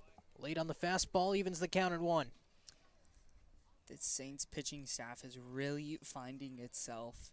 13 1/3 consecutive innings without allowing a run. And, you know, it was the pitching staff that kind of blew the game on Thursday against the Riptide. But since then, it has been very good pitching from the Arroyo Seco Saints. It's been stellar pitching for the Saints, who are continuing to ride that scoreless streak. After, as you said, Stephen, blowing the game, giving up 3 runs to the Orange County Riptide last time we were at Jackie Robinson Field. It's chopping that one up the first base line, trying to beat a shifted Matt Marlowe was Jalen Williams, and that ball just fell. Yeah, pitching staff, they want more days of batting practice on the field. Remembering right after the game last night, Caleb Reyes was talking about that. He was very excited about the pitchers getting to hit today. And just staying alive once again is Williams, who just puts the bat to the ball, just trying to see another pitch from Jacob Henderson. He's doing that here. Yeah, last 2 swings from Jalen Williams, been very defensive swings. Been really fooled so far this at-bat. The 1-2, swung on and missed strike 3, got him with the slider. And for the second time today, Jacob Henderson has a strikeout. It's only been 2 batters, but his stuff is looking really good, especially to right-handed hitters. He struggles a little bit against lefties, especially when it comes to sequencing based on how his stuff moves. But righties, he dominates so far this season. He is really hard to hit if you are a right-handed hitter. Well, now it's time for the lefty Julian Boyd. The right-hander delivers, and Boyd flips one down the left field line, and that'll be a fair ball. Jackson Walker will hustle after it, and that ball rolls all the way to the corner. And aboard on second with a 2-out double is Julian Boyd, his first hit of the day. As mentioned, left-handed hitters, it's a little easier to hit against Jacob Henderson because that sinking fastball, lefties can track a little better. And that one, Boyd did a really good job letting it get deep on the outer half, flipped it out to left. Didn't have to make the biggest swing, and they're a hit away from getting on the board here. So the 227 hitting Boyd now off a second. 9-hitter Giovanni Saldana steps to the dish and takes ball 1. Jacob Henderson, really a workhorse out of the bullpen for the Saints. Team leading 10th conference appearance, surpassing Chris Stamos. He's really a workhorse with Iowa. 31 appearances, second most relief outings for the Hawkeyes. Only behind the closer as that ball's chopped up the middle. Kyson Donahue ranging to his right will make the play. He stepped right in front of Peyton Holt, said, "I got it," and made the out. Halfway home now here at Jackie Robinson Field. The Academy Barons still scoreless, and the Saints still have a 3-run lead.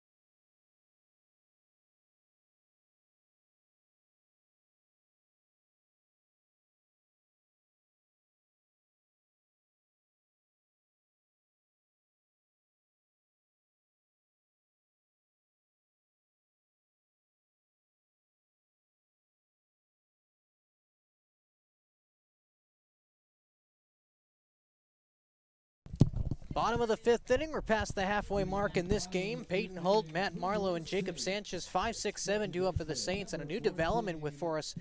In the middle of that inning, while Shamir Marshall was warming up, it looks like the Academy Barons acting head coach with Kenny Landreau not here, were just tossed out of the game.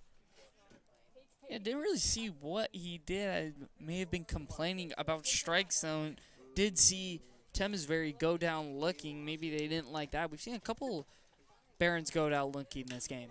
Holt, a ground ball to third on the first pitch. Vincent Temesbury will toss across the diamond for out number 1. So an efficient start to the 5th for Shamir Marshall. 1 pitch and 1 out. But, Stephen, as you mentioned, the Academy Barons acting head coach will head back to the bus a little bit early, getting tossed out in the middle of the 5th inning. So the Barons will have to operate with the short coaching staff.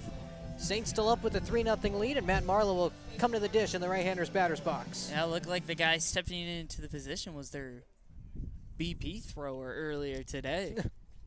All hands on deck for the Academy Barons coaching staff as Marlowe takes inside ball 1. Looks like there's still more complaints coming from them. They do not like the zone tonight. Questioning the home plate umpire, asking if it's down. Of course, he says yes. Shamir Marshall falls behind Marlowe 2-0. It could just be frustration. We remember what we talked about. They coming off last night getting walked off on, and now a game where they're struggling to get hits here, and lots of close pitches. And this isn't something usually you see from the Barons. They're a scrappy team that really plays hard. Usually they make you, the opponent, fumble into a lot of mistakes. Instead, it's them. 3-0 to Marlowe.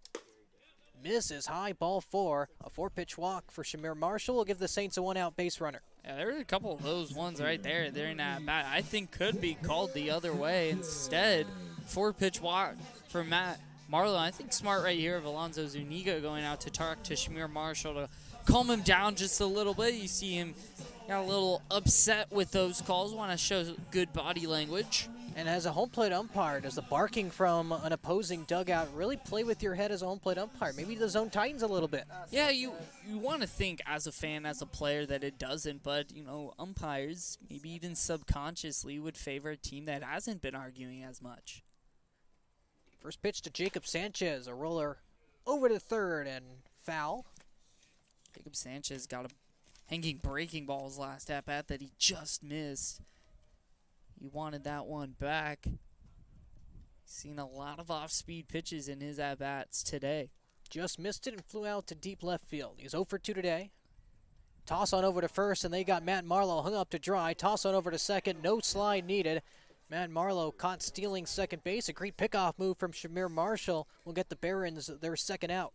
A really good job executing right there. Still got some barking over there now from the first base ump, but you know, as I was saying, great execution, especially by Mark Anthony Hernandez. Matt Marlowe took off to second, didn't hesitate to go to second, and Hernandez did a good clean transfer and good throw on over to Kamayu Neighbors for the second out. So bases wiped clean. Shamir Marshall delivers a fastball that misses up and away. 1-1 at Jacob Sanchez. We really got hot during Arroyo Seco's 5-game winning streak a couple weeks ago. Cooled down quite a bit, but still a regular in this batting order as he falls behind 1 and 2. And they really tried to slot him in the order any time they could, especially after the departure of Nathan Becker. The 1-2 misses outside. 2 balls and 2 strikes to Jacob Sanchez, hitting an even .262 on the season. Been playing a lot at catcher and first base. Mostly a first baseman. Gave catcher a try at UT Rio Grande Valley. Eventually went back to first in this past college season as he swings and looks like he fouls that one away. 2 balls, 2 strikes still.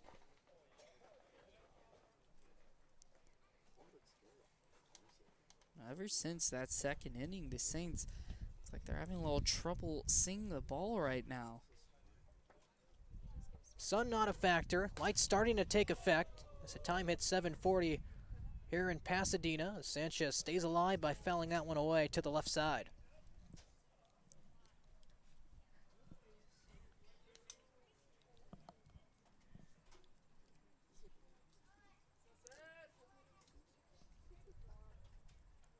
Marshall's ready.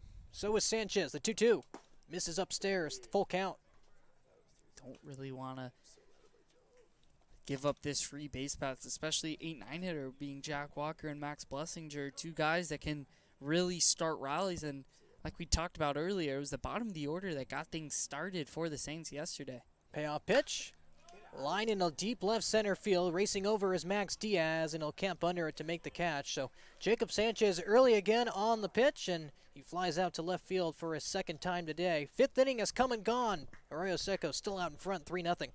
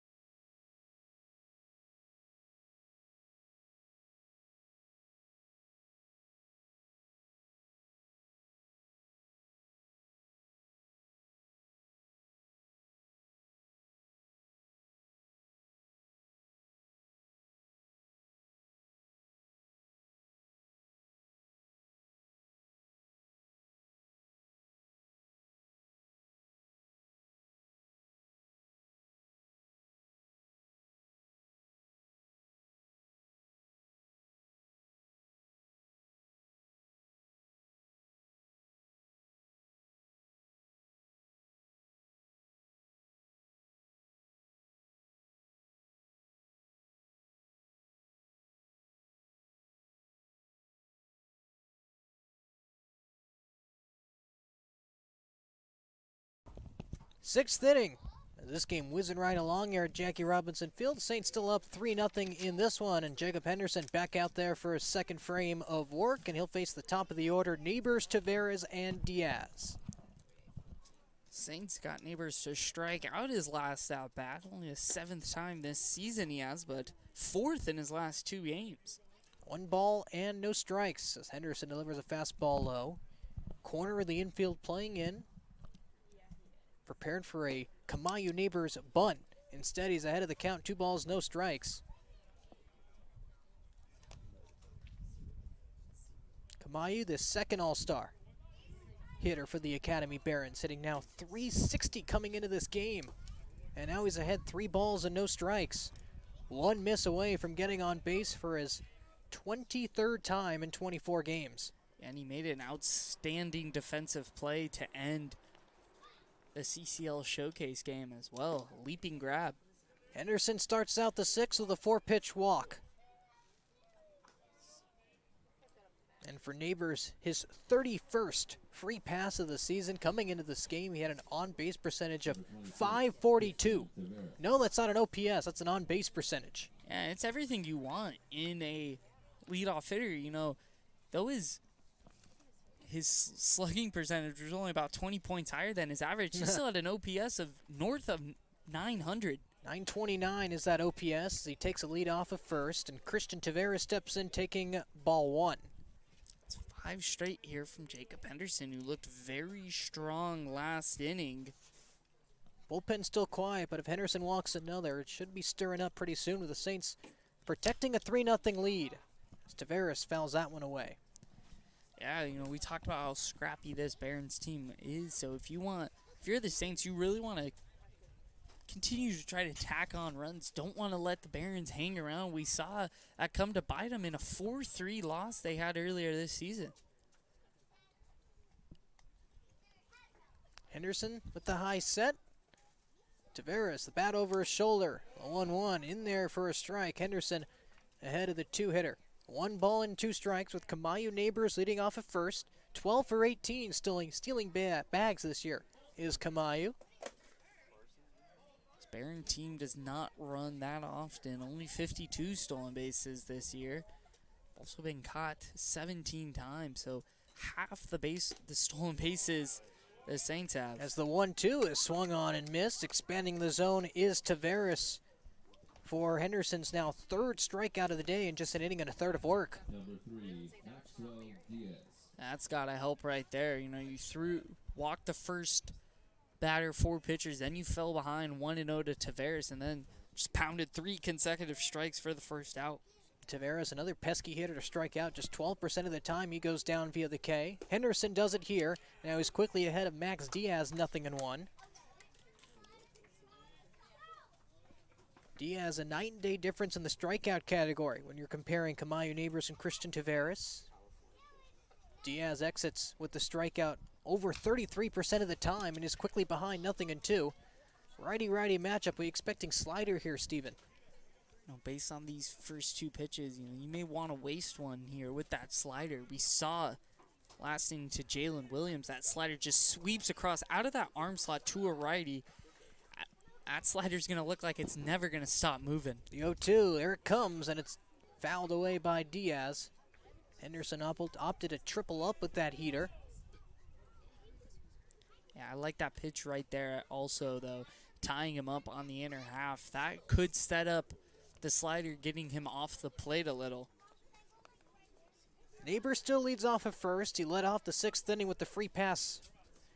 Taking a huge lead. Doesn't go here as a slider misses the zone. 1 ball, 2 strikes. Great take from Diaz. Yeah, it was a really competitive pitch from Jacob Henderson. What I mean by competitive pitch is, you know, pitchers don't always have to throw strikes. Those balls, though, have to be close to the zone or something that starts as a strike that ends as the ball to keep the hitter guessing what that strike zone really is. Here's the 1-2 from Jacob Henderson. And that's popped foul. Diaz 2 for 2 on the day. Couple of infield singles. That one in the first, he was trying to advance to second after the ball got away from the first baseman, Matt Marlowe. The only thing is, he thought it was first base. Didn't stay on the bag, ran right past it, and Peyton Holt tagged him.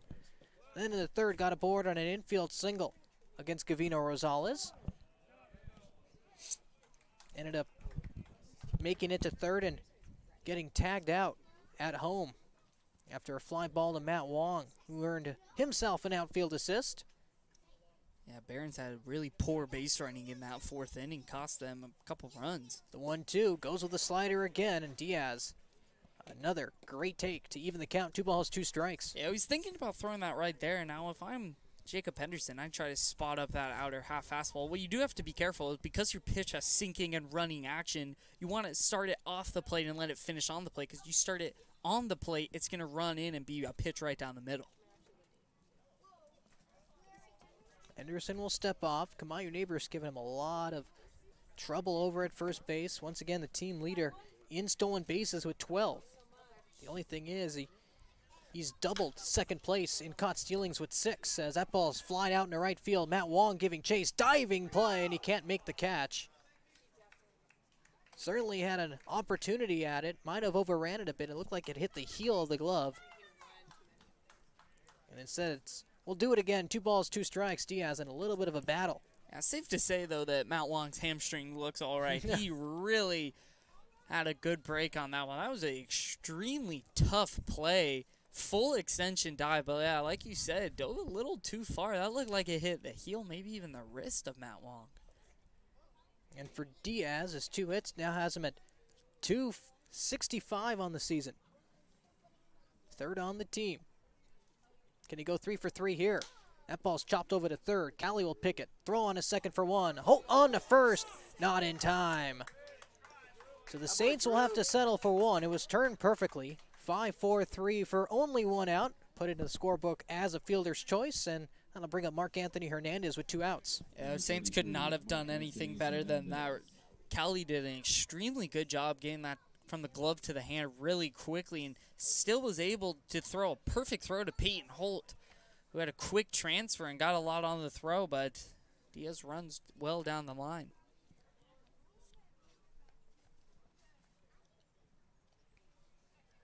Mark Anthony Hernandez facing Jacob Henderson for the first time. The righty delivers a slider that misses low and away, ball 1. Yeah, no one up in the pen for the Saints. And as we mentioned, Jacob Henderson used to be a long reliever. As mentioned, 4 innings his last appearance last Saturday, a week ago. And that, of course, that 5-inning performance in Santa Barbara. Hernandez 1 for 2 today. Struck out looking against Gavino Rosales in the second and extracted his revenge in the fourth with a single to right.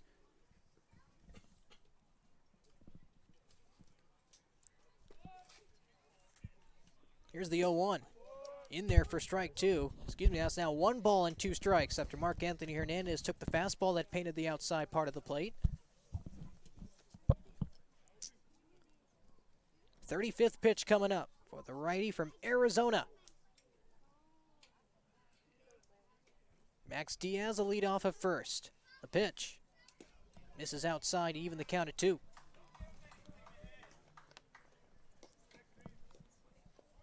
Decent waist pitch right there. May see him, he's gone away a good amount of time. May see him try to spot up a heater inner half to try to tie up Hernandez here. Here's the 2-2. Misses in the dirt. Full count on the way now. Diaz will be off. Marlowe not holding him on. So you probably won't have a play at second. Got to know that as an infielder. Can't hesitate and check if you have a play. You got to try to go straight to first. Marlowe no longer holding on Diaz. The pitch misses outside, ball 4. And the Academy Barons have a couple runners on with 2 outs. First and second, Diaz on second, and Mark Anthony Hernandez on first. That'll bring up Alonzo Zuniga, today's catcher. That's not what you want if you're Jacob Henderson. A couple free passes issued this inning. Pitching with a lead, you want to go after hitters, don't want to nibble around them. Now a base hit here, and they could break open this score. Once again, Saints pitching hasn't allowed a run last 14 2/3 innings. Can Jacob Henderson continue that streak here? Zuniga's 0 for 2 today, a bounce out and a line out. And in his third at-bat, he'll take strike 1 from the big righty.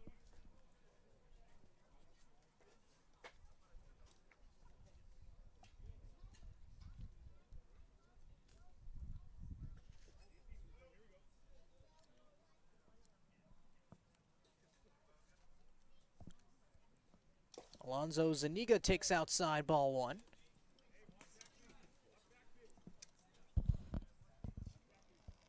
1-1 account to the 250 hitting Alonzo Zuniga.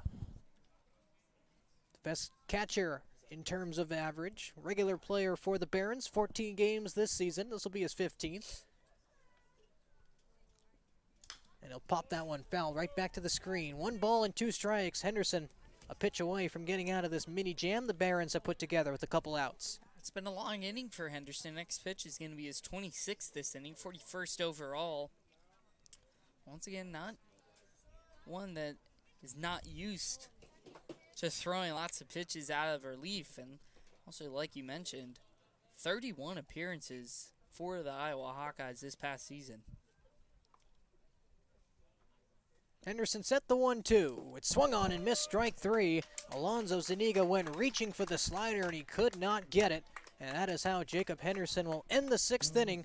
4 Ks to the big righty from Arizona. And the Iowa Hawkeye will send us to the 6th inning with the Saints still up 3-0.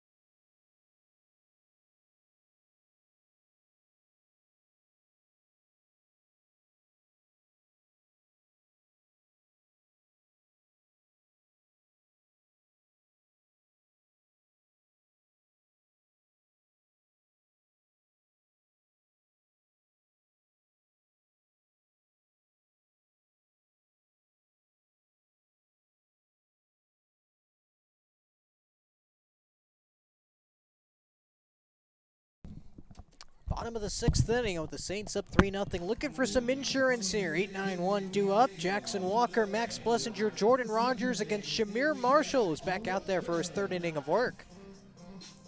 Yeah, Shamir's done a really good job of holding the Saints here. You know, Rene Galvan got hit pretty hard. Hasn't been the case with Marshall. He's gotten into a couple jams, especially when it came to control, but he's settling in right now. First pitch to Walker, misses the zone, ball 1. So in his first 2 innings, Marshall has only given up that 1 hit. Hasn't struck anybody out, but walked a couple hitters. That hit was Drew Kelly, an infield single. Back in the 4th inning, his 1st inning of work. Here's Walker here ahead of the count, 2 balls and no strikes. Walker 1 for 2 on the day. Doubled down the left field line in the 2nd and bounced out to the 2nd baseman Saldana in the 3rd. 2-1 now. Saints really got to stress the importance of adding on here. Don't want to get complacent. Yes, your pitching's been good these last couple games, but a 3-run lead is not that big. Well, Jackson Walker's a pitch away from getting on base. 3 balls and 1 strike to the Louisiana Tech rising sophomore. One of 2 players who call Ruston, Louisiana home. Anthony Giannetti the other. Jackson Walker will walk on 5 pitches. A third free pass given up from Shamir Marshall. Arroyo Seco's got a leadoff base runner to start the 6th. That's the way to start off a rally, especially at the bottom of this order now that Max Blessinger comes up, and it's like that may be it for Shamir Marshall here. Pitching coach and now acting head coach. Now that the Academy's original acting head coach was tossed out of the game in the middle of the 5th, he claps his hands and will take the ball away from Shamir Marshall. A new pitcher will come in for the Barons after this break. Nobody out and a runner on first for Max Blessinger. We'll be right back on the Arroyo Seco Saints Media Network on YouTube.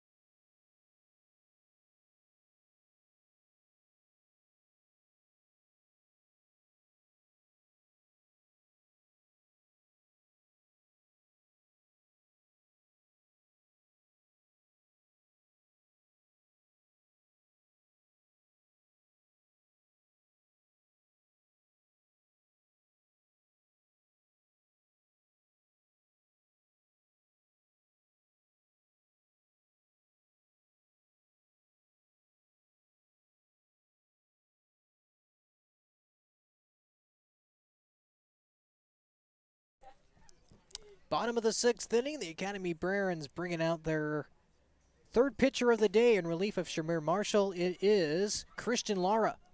So Christian Lara this season, 7.26 ERA across 7 games. It's mostly been lots of base runners, 13 across 8 2/3 innings. His last appearance against the Saints went 1 inning, a scoreless inning, allowed 2 hits, and he was all picked up to win that game. It was the 4-3 Baron victory over the Saints. Lara 2-0 on the season, that win being his 2nd. The other one coming against Conejo on June 25th, and he's trying to keep this game at a 3-0 deficit. Book not closed quite yet on Shamir Marshall. Jackson Walker, who walked to lead off the inning, still his responsibility. As Max Blessinger will come to the plate 1 for 2 on the day. First pitch, he'll take inside strike 1 from the side-arming righty Lara. Yeah, Lara's standing 5'8", 180, very deceptive, that 3/4 sidearm arm slot. Hard to pick up, especially as a righty. The good thing is, Rogers will be on deck for the Barons, another righty with nobody out. Blessinger will take strike 2, not seeing the ball out of the hand well. Yeah, looked like he was kind of fooled on that one. See what kind of adjustments he makes as this at-bat continues. Blessinger had an infield single taken away for him by the 3rd baseman Christian Taveras in the 4th. It was a nice barehanded play, even with the bag. Singled up the middle in his first at-bat. Now in an 0-2 hole against Christian Lara. That's bounced on over to short. Neighbors to 2nd for 1, on to 1st, and it is in time to get the speedy Max Blessinger. So bases wiped clear just with the doctor order for the Academy Barons. 2 outs. Now the lineup will flip over with nobody on. That was just tailor-made right there, and extremely quick hands by both Kamayu Neighbors at short and Giovanni Saldana at 2nd. We know the speed of Max Blessinger, so we know they have to be quick to get both out, and They were right there. So Lara does his job, wipes the base runner out as this lineup turns over. Rogers up for the 4th time today, 0 for 3. Popped out to the first baseman Mark Anthony Hernandez twice in foul territory. Also bounced out to Tavares at 3rd. Here's the pitch. It's low and away, ball 1 to Jordan Rogers.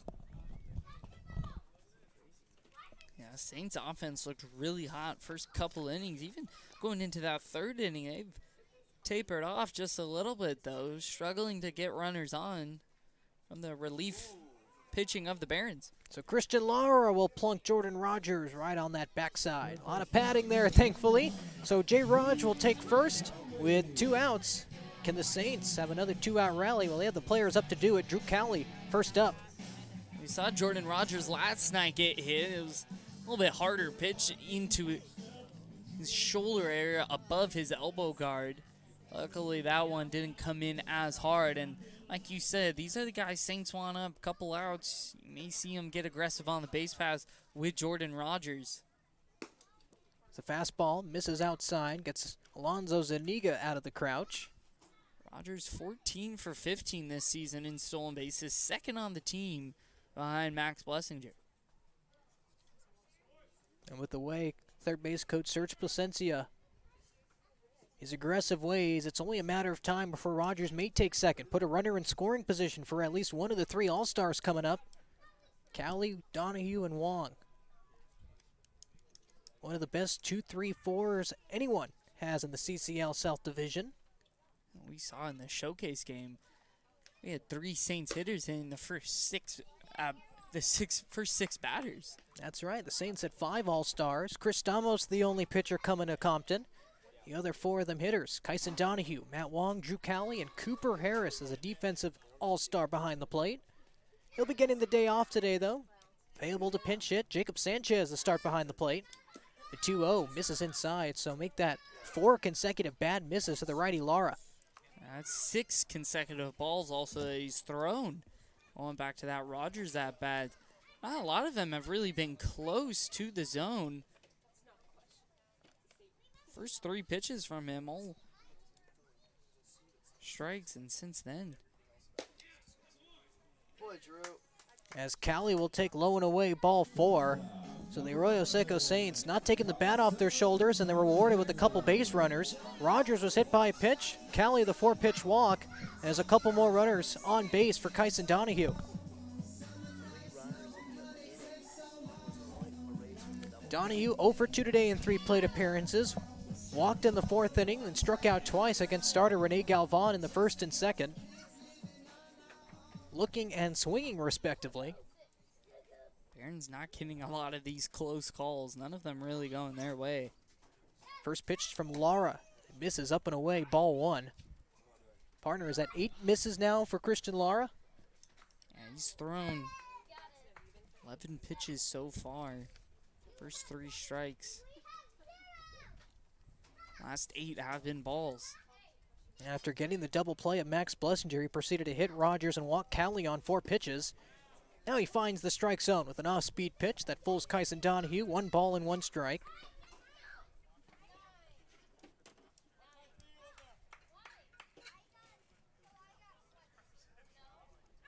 Donahue coming into this game 3-11 on the season. One of the hottest players in this Arroyo Seco lineup. During the 5-game losing streak, he was one of the coldest players. Here he is here turning it around. The 1-1 whacked down the left field line foul. Kyson behind 1 ball, 2 strikes. Yeah, Saints really want to take advantage of this opportunity. The 2 free base paths with 2 outs. They hit away from extending this lead here. You want to continuously tack on. You know, last night they did exactly that. They scored in 4 different innings. They put up runs. Donahue leads the team with 35 strikeouts. He's in a hole here, and he bounces that one towards the third base side. Tavares will apply the tag to Jordan Rogers, who opts to backpedal towards second base, but he's unable to backpedal fast enough. The 6th inning now has come and gone. This game whizzing right along, folks. 3-0 Saints lead as we go to the 7th.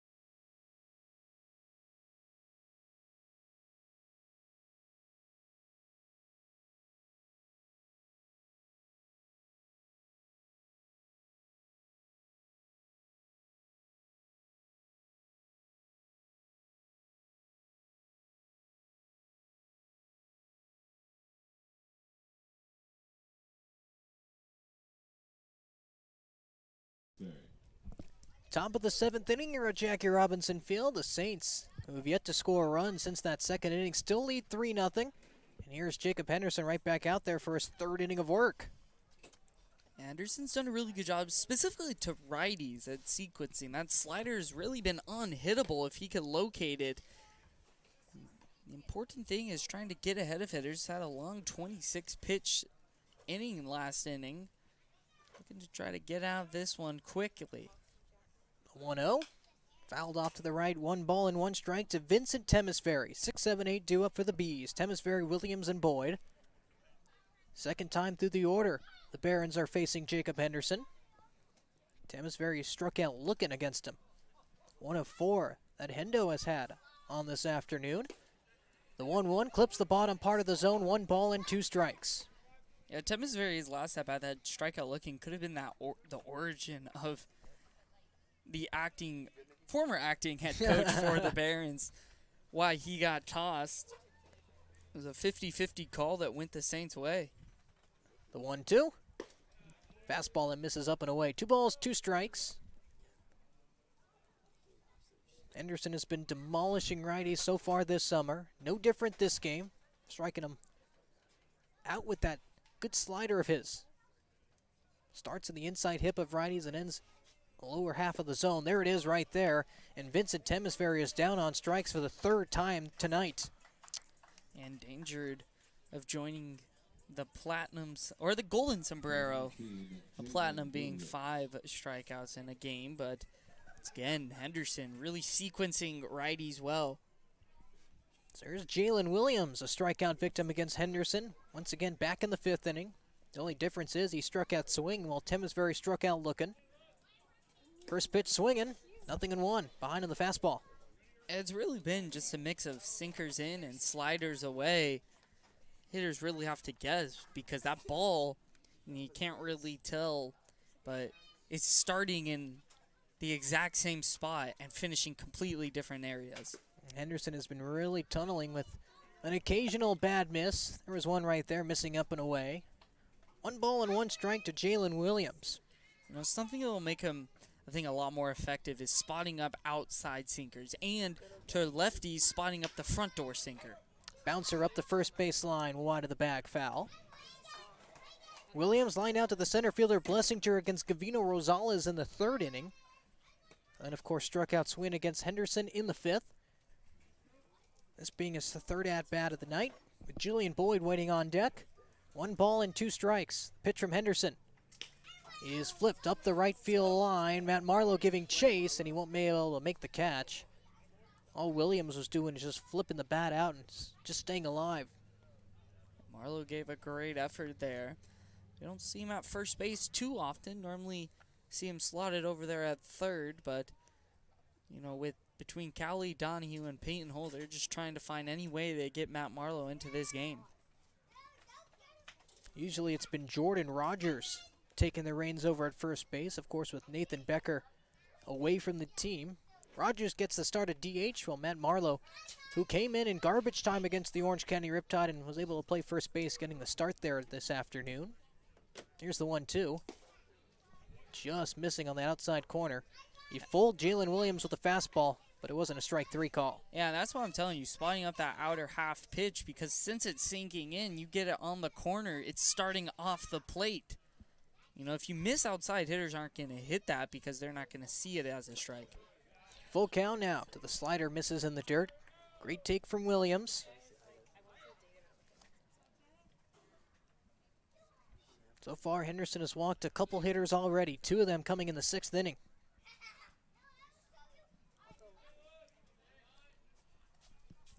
Payoff pitch. A bouncer towards the left side. Kyson Donahue on a hop across the diamond. Little bit of a low throw, but Matt Marlowe digs it out for out number 2 in the top of the 7th. More good defense played behind pitcher. We saw it yesterday. You know, we talked about how perfect of a game it was yesterday. Didn't commit an error. Only have 1 error so far today, and it came in the 1st inning. And at the end of the day, it didn't really hurt because Max Diaz ran himself out of that inning after the error. So, once again, great defense played behind the pitching for the Arroyo Seco Saints. Two gone in the 7th. Now it's the left-hander Julian Boyd who takes inside ball 1. It's really been the lefties that have caused Henderson a little bit of trouble throughout this summer. It's been the hits that has plagued him as well. 22 of them in 21 innings.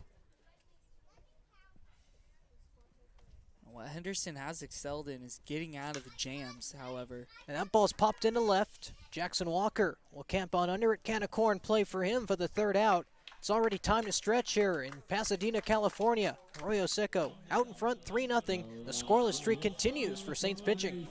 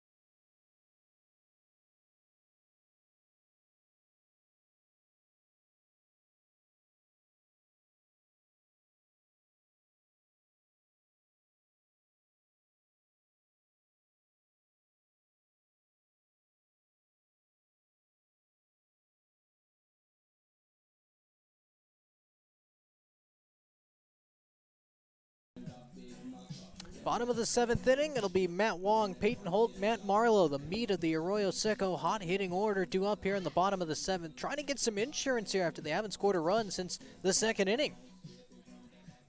Bats have gone kind of cold. Last inning was the first time they had multiple runners on since the 4th. Got to try to get a couple runs across to put the Barons away. Well, first pitch swinging is Matt Wong, and that's speared by Christian Lara. Underhand toss to first. 1 pitch, 1 out for Christian Lara. After that ground ball almost took the cover off his glove. Yeah, Wong hit that pretty hard, just didn't get the right half of the ball. And Lara feeling his position well. Now 14 pitches through an inning and a third of work for Christian Lara. Shamir Marshall's day is done. 2 innings pitched out of the pen, only gave up 1 hit and 3 walks. More importantly, he kept this deficit at 3 for the Barons. That's where we stand right now still. Bottom of the 7th inning, 1 out. Righty-righty matchup. This Peyton Holt dips out of the way of that one. Was he hit? Yes, he was. Umpire called time, and Peyton Holt will take first base with 1 out. It looked like Peyton Holt was a little surprised that got him. He wasn't going to first right away, or at least acting as if that hit him. And another base runner for the Saints. They've gotten 1 on in each inning so far. Still only 3 runs to show for. That's right. The Barons haven't retired the Arroyo Seco Saints in order, and this being the bottom of the 7th inning. So Holt's aboard for the 2nd time today. As Matt Marlowe will come to the plate and take inside ball 1. Marlowe, an eventful day, has been on base all 3 times he's come to the plate. Single in the 1st, which was an RBI. Double in the 3rd. Walked in the 5th. 1-1 now. Like you said, been on base all 3 times. Mentioned in that first at-bat how they want him to get into a groove offensively to just be a big piece, you know, potentially in the playoffs, maybe off the bench.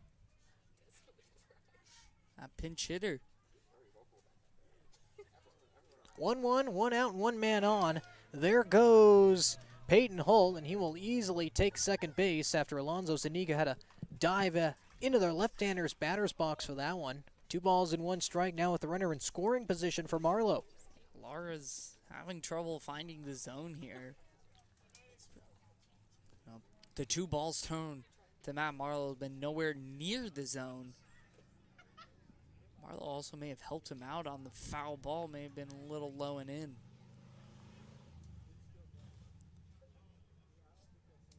Three balls and 1 strike. After the breaking ball misses yet again from Lara, catcher Alonzo Zuniga will come out to check on the righty.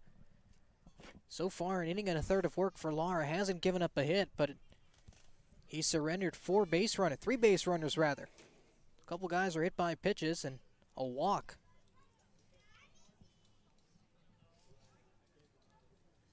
Could be telling him, with the open base, you don't need to really give in to Matt Marlowe here. He's already got a couple knocks to his name, so a walk here wouldn't be the end of the world. Sets up a double play that the Barons have already turned today. That was 6-4-3. Max Blessinger grounding into that double play. First batter, Christian Lara, facing the bottom of the 6th. 3-1 the count. Make it 4-1 as Matt Marlowe will draw the free pass. The second given up from Christian Lara on the day. Saints in business, first and second, 1 out. Yeah, went slider there, showing that he didn't want to give in, and looks like that may be the end of the night for Christian Lara. Certainly is. New Barons pitcher will come in. 1 out, first and second. Jacob Sanchez will face a new Academy pitcher when we come back on the Arroyo Seco Saints Media Network on YouTube. 3-0 Saints lead.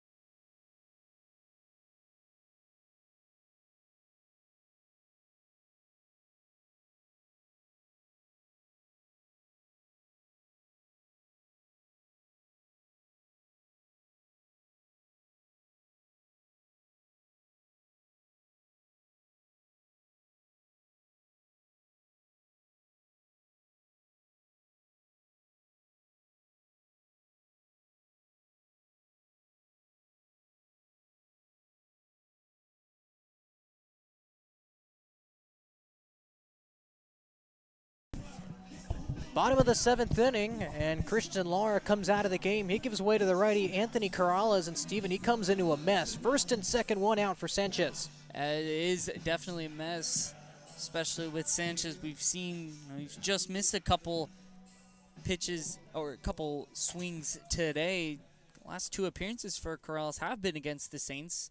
They've gone a combined 2 innings, allowed 1 run on 1 hit and a couple walks while striking out 1. Got a 5.59 ERA on the season, 282 opponent batting average, but a 440 OBP. The walks have really hurt him this season. And he earned the save in the Barons 4-3 win over the Saints. So there goes both runners. Toss all one over to third, and it's not in time to get him. So the Arroyo Seco Saints put on a double steal. Peyton Holt will get the stolen base over the third. Behind him is Matt Marlowe. All of a sudden, the Saints are really in the driver's seat. Second and third with one gone. Yeah, very gutsy right there. They must have saw Corrales warming up. He wasn't that slow to the plate, and they guessed how many times he would check in on Peyton Holt at second. They guessed right. So Peyton Holt, 2 stolen bases in this inning alone. He's on third. The infield comes in for the Barons, the 1-0. Ground ball up the middle, base hit. Jacob Sanchez delivers with some much-needed insurance. A 2-run single that scores Peyton Holt and Matt Marlowe. It's 5-0 Arroyo Seco. Much-needed insurance run and great swing from Sanchez. Knew he would connect on one sooner or later. He sat dead red fastball, got one he wanted. Great swing with the infield in. No chance for Kamayu Neighbors to get that one, knowing how good of a defender he is. So both of those runs charged to Christian Lara. The day is officially done with him. An inning and a third, and a couple earned runs and 2 walks. Now it's Anthony Corrales' time to get out of the mess and keep this a 5-run deficit. They'll try and do that against Jackson Walker here. Jay Walk's been aboard twice, 1 for 2 today, a double and a walk. And he takes upstairs, ball 1.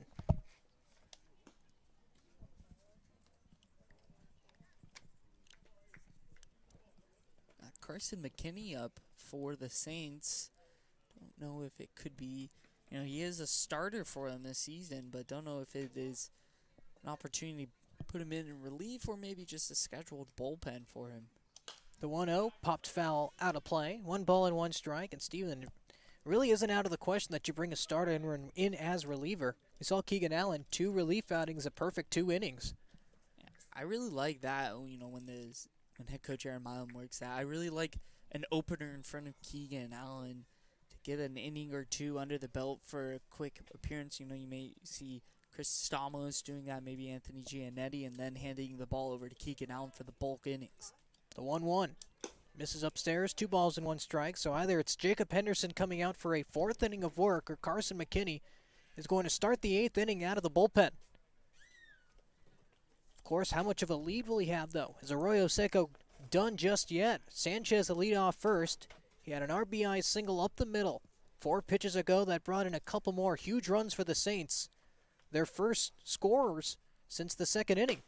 As Walker is ahead, 3 balls and 1 strike. Back-to-back misses for Corrales up in the zone. Max Blessinger will wait on deck. Jordan Rogers to follow. Saints really looking to bury the Academy Barons and maybe put the dagger through them in the 7th inning. Walker will take outside, ball 4. So the first 2 hitters Anthony Corrales faced. Jacob Sanchez a 2-run single up the middle and a 5-pitch walk to Jackson Walker. First and second, 1 out yet again, this time for Max Blessinger. Yeah, opportunity for the Saints, like you said, to put that nail in the coffin for the Barons. Yesterday, their first shutout of the year. You mentioned last team in the CCL to put up a shutout. And they have a chance today, do a back-to-back games. Could be another big statement win for the Saints, trying to get hot at the right time here. Can Max Blessinger blow things open on this Saturday night? Ground ball over to the left side. Neighbors will toss on over underhand to third. Tavares will step on the bag for out number 2. So a fielder's choice for Max Blessinger. First and second still with 2 outs. Lineup flips over for Jordan Rogers. Yeah, he was going dead red fastball right there. Just got the wrong half of the ball. He was looking something more elevated that he could poke in a line drive. Instead, it was that rollover ground out for the 2nd out of the inning. So out at third is Sanchez. Leading off second is Walker. He walked, and Max Blessinger aboard thanks to a fielder's choice will be on first. So speed across the bases for the Saints, as Rogers was hit by pitches last time by Christian Lara. One of 2 hit batters. The side-arming righty tossed on into the dish. Outside of that, Rogers is 0 for 3. Popped out twice and bounced out to the third baseman Tavares.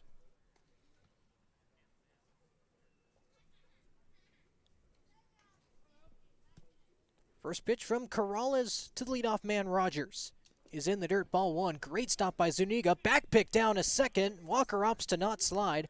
Makes the play a little bit closer, but the tag was applied late by the second baseman Saldana. Really good job from Zuniga. That one bounced in front of home plate.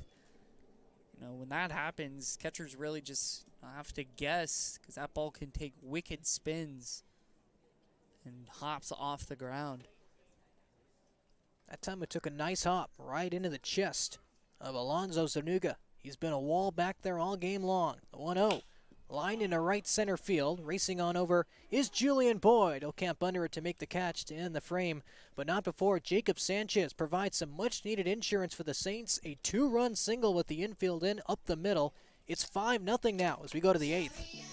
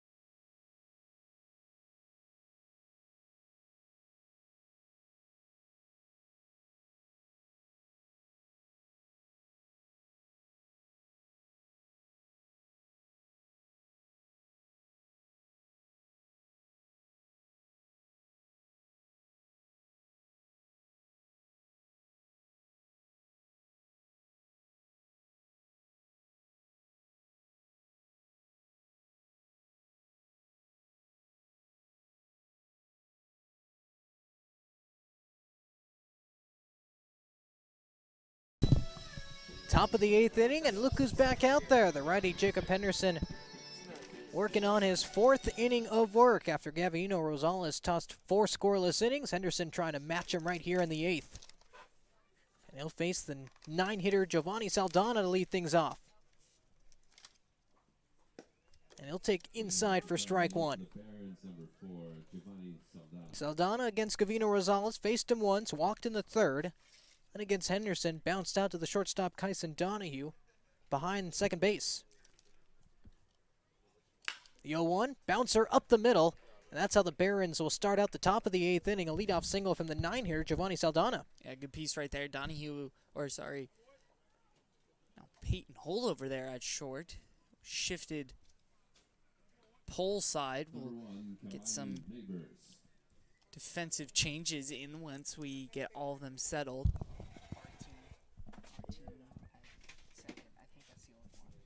So nobody out, and now Kamayu Neighbors, the tough leadoff hitter, strides to the plate. Stepping in the left-hander's batter's box for the 4th time today. Took a walk in the 6th inning to extend his on-base streak to 22 games. As he takes inside strike one. Neighbors has been on base at least once in 23 of his 24 outings. The only time he didn't get on base was a pinch hit appearance against the Slow Blues, went 0 for 1, did not get a second at-bat. So that pitch misses low, 1 ball and 1 strike.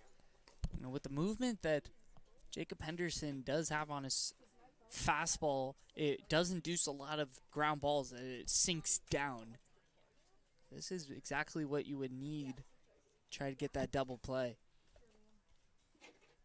The 1-1 in there for strike, 1 ball and 2 strikes. And you mentioned double play. Kamayu Neighbors, one of the tougher players to double up, and the middle infield will also make a change as well as Kyson Donahue exits the game. Replacing him at shortstop is Peyton Holt, and filling the void at second is Artine Biagian. Something we saw last night, getting some players off their feet. We saw both Jordan Rogers and Matt Wong get some time off last night after they went out to a big lead. You know, once again, Matt Wong coming back from that hamstring injury, and Kyson Donahue, you're up 5 trying to get your stars some rest. Henderson, a quick toss back to first, and in there safely is Giovanni Saldana. You got to keep an eye on him when he's on first base. Second on the team in stolen bases with 9 of them. 9 for 12 stealing bags this summer. Of course, 3 behind the great Kamayu Neighbors, who's in the plate. 1-2. Chopped up the first base line foul. He's getting those ground balls. Neighbors is a ground ball hitter. And we mentioned only a couple extra base hits this season off of his plethora of hits, but doesn't have that power, so he's just trying to slap balls that could play right into Henderson. His plan of getting a double play. Toss on over to first, but back safely. It was a much closer play the second time around. Saldana just beat the throw. You could hear the dugout over there. They thought they got him over at first. Does not go their way, however.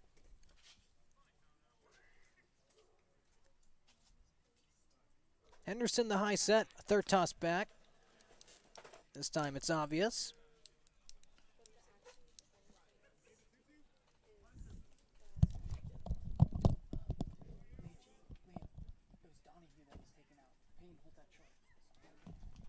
The 1-2.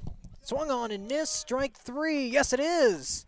So Kamayu Neighbors exit stage right for him. His second strikeout of the day, 5th in 2 games for the guy who's supposed to be impossible to strike out. Yeah, coming in before these last 2 games, just 3 strikeouts in 23 games. Now 5 in his last 2.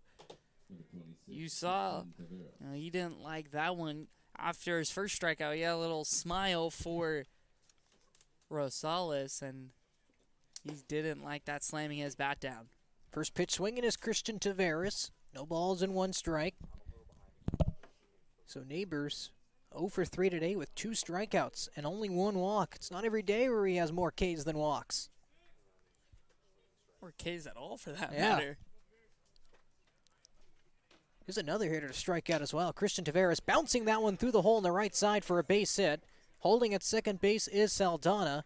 And the Barons have first and second, 1 out for the meat of the order coming up. A good piece right there. And with Marlowe holding Saldana on at first, he wouldn't be able to get over to make that play. So a couple runners on for the Barons. They could get a run or 2 across here, make this game a little more interesting. Max Diaz stepping in. So the Academy records its 7th hit of this afternoon. Still 1 out. Henderson a double play away from getting out of this. And here's Max Diaz. 1 for 2 today, rather. 1 for 3. Couple infield singles and a fielder's choice back in the 6th against Henderson. As now he takes in the dirt. 1 ball and no strikes.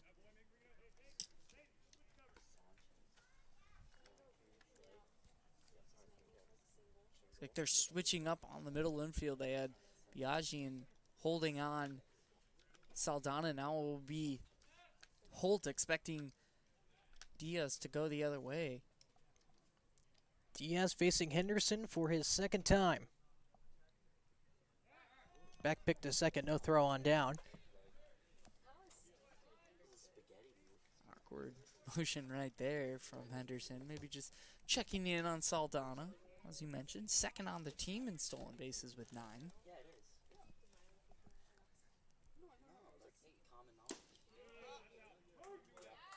Diaz takes the strike to make the count 1-1.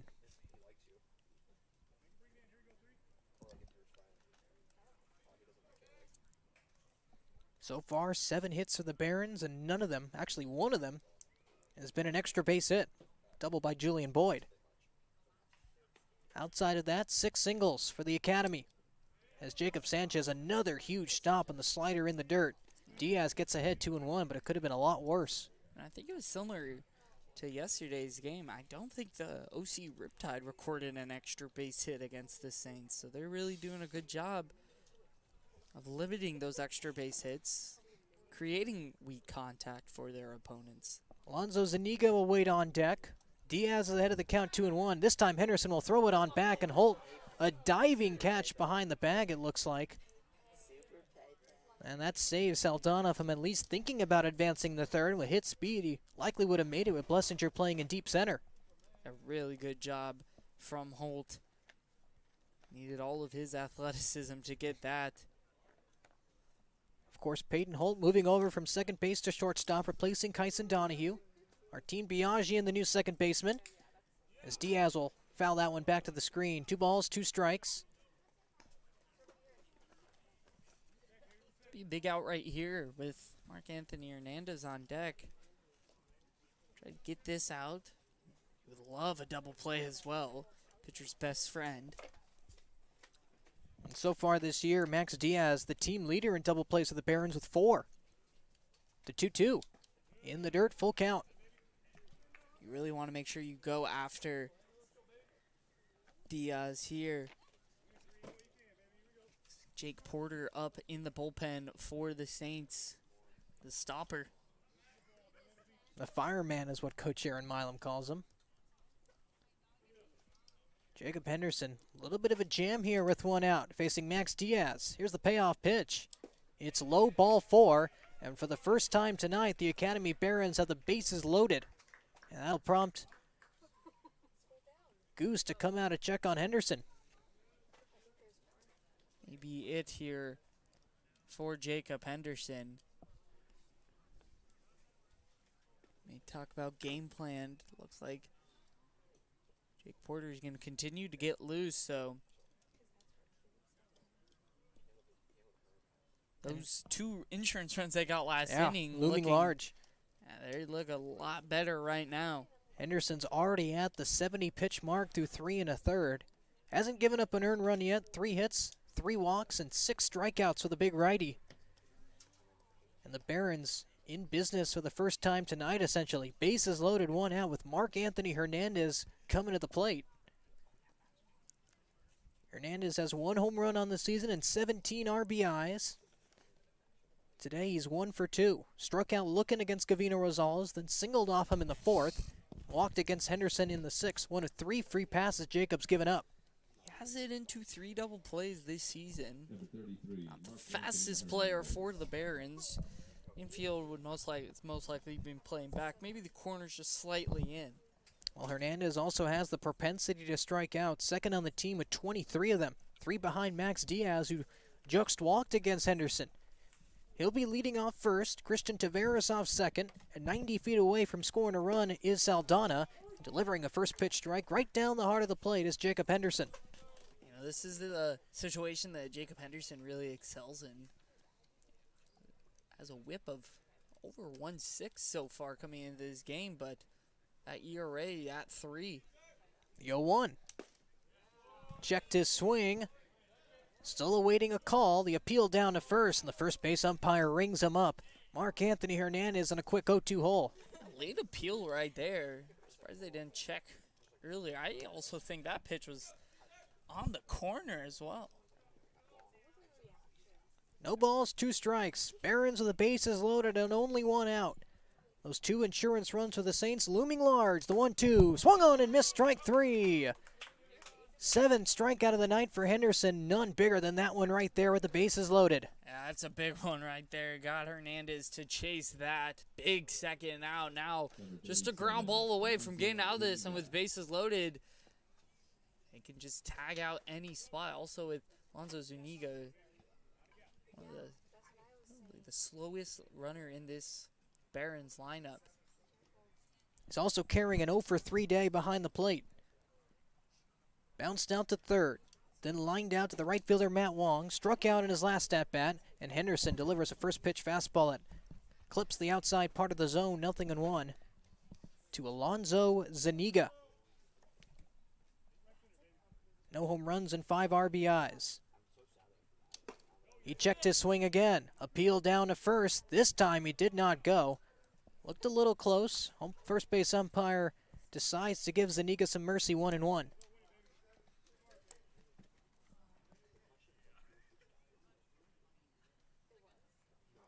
76 pitch ready to come from Henderson. And that ball's whacked into center field. Racing on over to his right is Max Blessinger, but he camps under it to make the catch. And the scoreless inning streak for the Saints goes to now 17 innings. Jacob Henderson gets out of a bases loaded 1-out jam with a huge strikeout and a flyout. Saints still up 5-0 heading to the bottom of the 8th.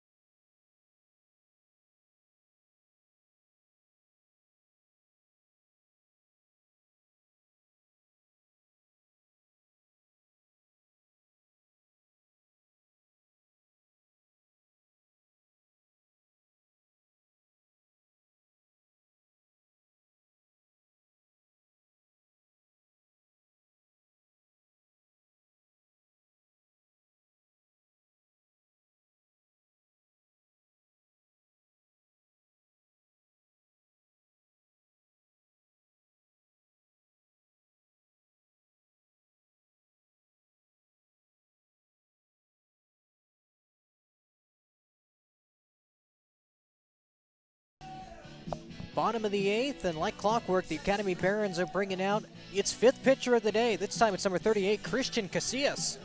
Just like Rene Galvan, it's been a tale of two halves for Christian Casillas. First 3 appearances, he went 3 1/3 without allowing a run. Since then, has gone 5 2/3 in his last 3, allowing 7 runs. In the last 3 outings, he's allowed at least a run in each of those. So Saints looking to add on. Could be their last at-bats of the night. And more importantly, Stephen, hitters are hitting .294 with an on-base percentage of nearly .500 against the struggling righty. And the work won't get easier. He faces 3 consecutive All-Stars. Drew Cowley, then Artine Biagian, who rather entered for Kyson Donahue. So not 3 straight All-Stars. Instead, it's 2. Donahue out of the game. Biagian replaces him. Casillas behind 1 ball and no strikes to Drew Cowley. Matt Wong due up third, and Peyton Holt if anyone gets on base. The 1-0. Up and away, 2 balls and no strikes. And being on base is really the theme of the day. Saints have yet to go down 1-2-3, and here we are in the bottom of the 8th inning. What could be the last time the Saints come to the plate. The 2-0. Ground ball towards the right side, and that'll get through for a base hit. Drew Cowley will stay hot, tripling in the first and now singling here in the 8th. A 3rd hit of the night for Drew. He's been on now 5 times here in Pasadena. Average now rising to 317. He's getting hot right now. He's getting hot. So here's Artine Biagian, one of the new players on the Arroyo Seco Saints. Got a start against the San Luis Obispo Blues. Got his first hit down there. Came in garbage time yesterday against the Orange County Riptide, and here he is coming in here. 5-0 lead in the bottom of the 8th. Pinch hitting for Kyson Donahue.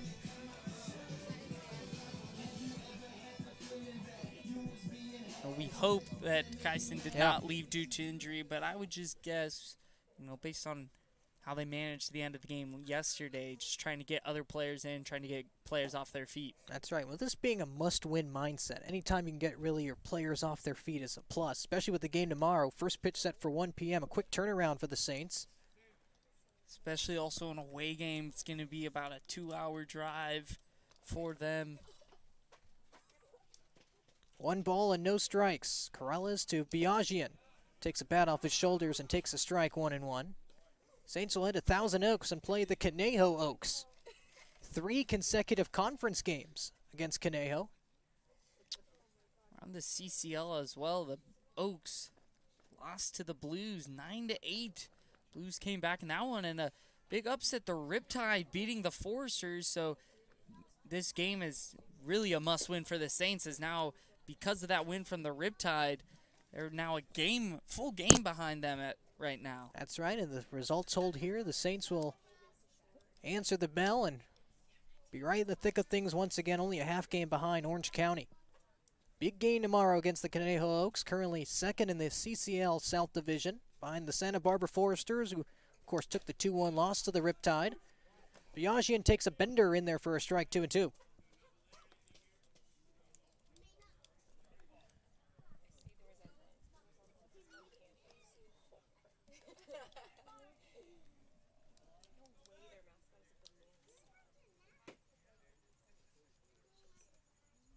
Casilla set. The 2-2 to Biagian. A bouncer in the right side, through the hole, and that'll be through for a base hit. Cowley will advance on over to third. It's bobbled by the right fielder, Temisferry. Saints have him cornered, looking for some more insurance with nobody out. A really good job from Biagian. Short, 2-strike hack right there. Just slapped it into right field. And once again, heads-up base running from Drew Cowley. He did not hesitate. Rounded for second, right to third. Even if Temisferry fields that clean, there is no way he is out over there at third.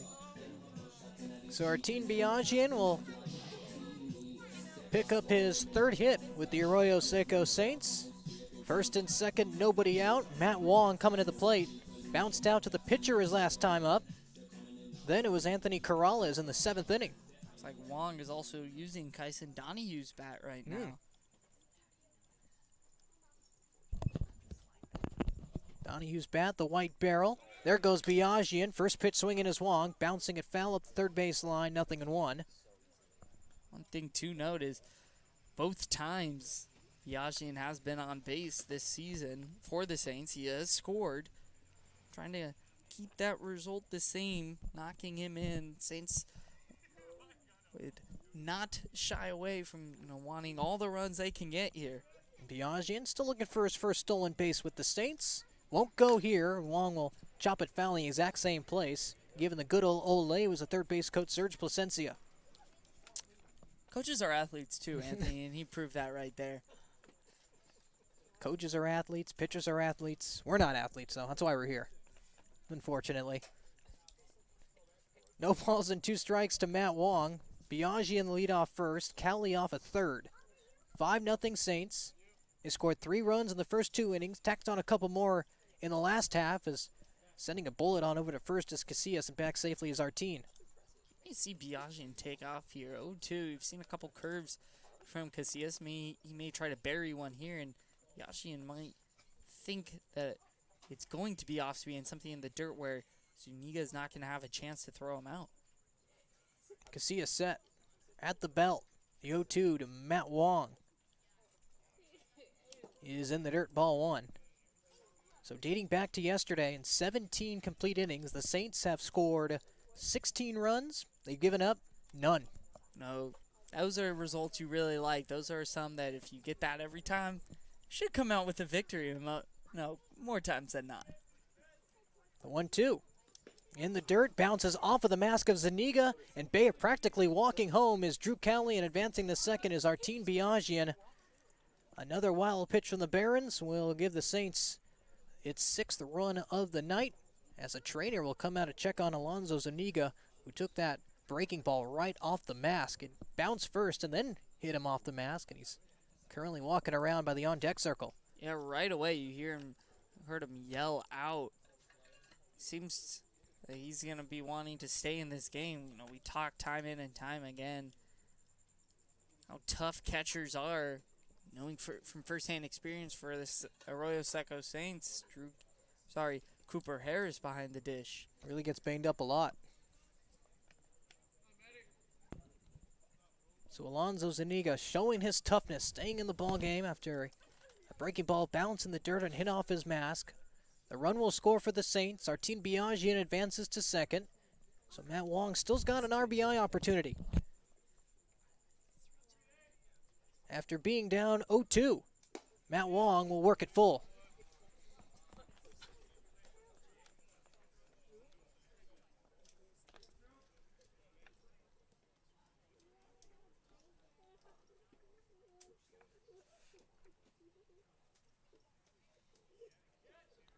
Christian Casillas set. The pitch.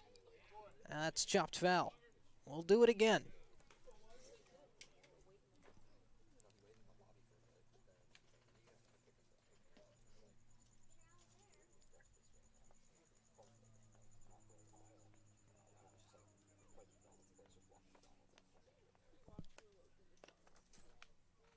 Seventh pitch of the at-bat to Wong is in the dirt, ball 4. Alonzo Zuniga looks beat up back there behind the plate, unable to block that one as the ball trickles towards the mound. And advancing to third is a speedy Biagian. And once again, the trainer's going to come out there, hands on his knees. Zuniga will give the thumbs up, but the trainer will check on him and then walk all the way back towards the Saints' third base dugout. So Zuniga really showing that toughness now, really beating himself up.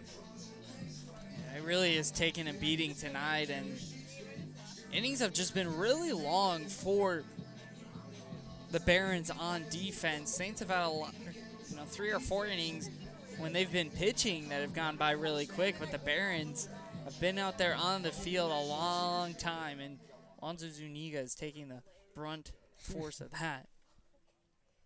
6-0 now the Saints lead. They have him cornered with nobody out. Peyton hold up.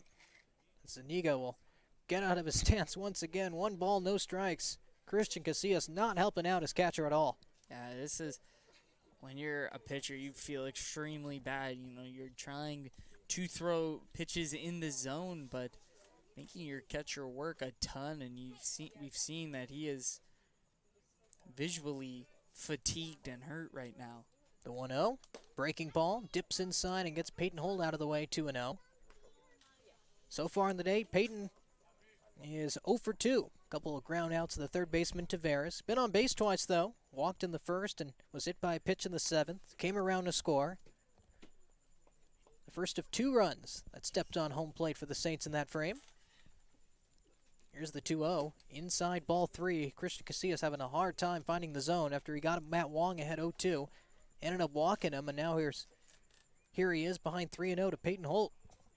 He's got at least 2 balls to all 4 hitters he's faced this inning. Matt Marlowe will wait on deck. He's been on base all 4 times tonight. The 3-0, inside ball 4. Peyton Holt draws his 2nd walk of the game. He'll be on base for his 3rd time. And the bases are juiced with nobody out for Matt Marlowe. First baseman, number 16, So Christian Casillas having a hard time finding the zone. Drew Cowley lit off this frame with a single into right field. Artin Biagian followed up with a single of his own in almost the exact same place. Matt Wong walked. Peyton Holt walked as well. And the Saints having bases loaded with nobody out. Sandwiched in between that was Drew Cowley scoring on a wild pitch from Casillas.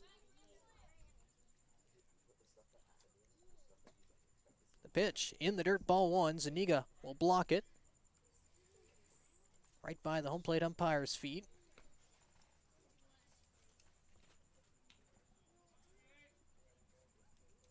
This year, Matt Marlowe does have 2 home runs, but with him being a righty and the dimensions of Jackie Robinson Field, 374 down the left field line, it's going to take him really getting a lot of this pitch if he wants to hit a grand slam.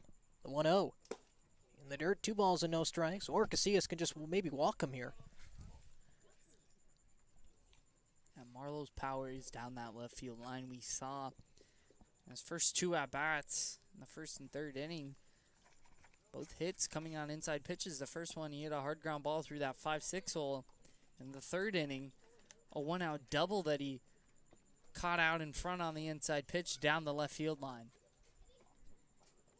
The issue so far this summer for Casillas, especially in his last 3 outings, have been the free passes. He has 11 of them in 8 2/3 innings coming into this game. Now he has 13 in 8 2/3 after he walks Matt Wong and Peyton Holt back-to-back. Gave up a couple singles before that to Cali and Biagian. And now he's behind 2-0 to Matt Marlowe. As the breaking ball finally finds the zone, 2-1.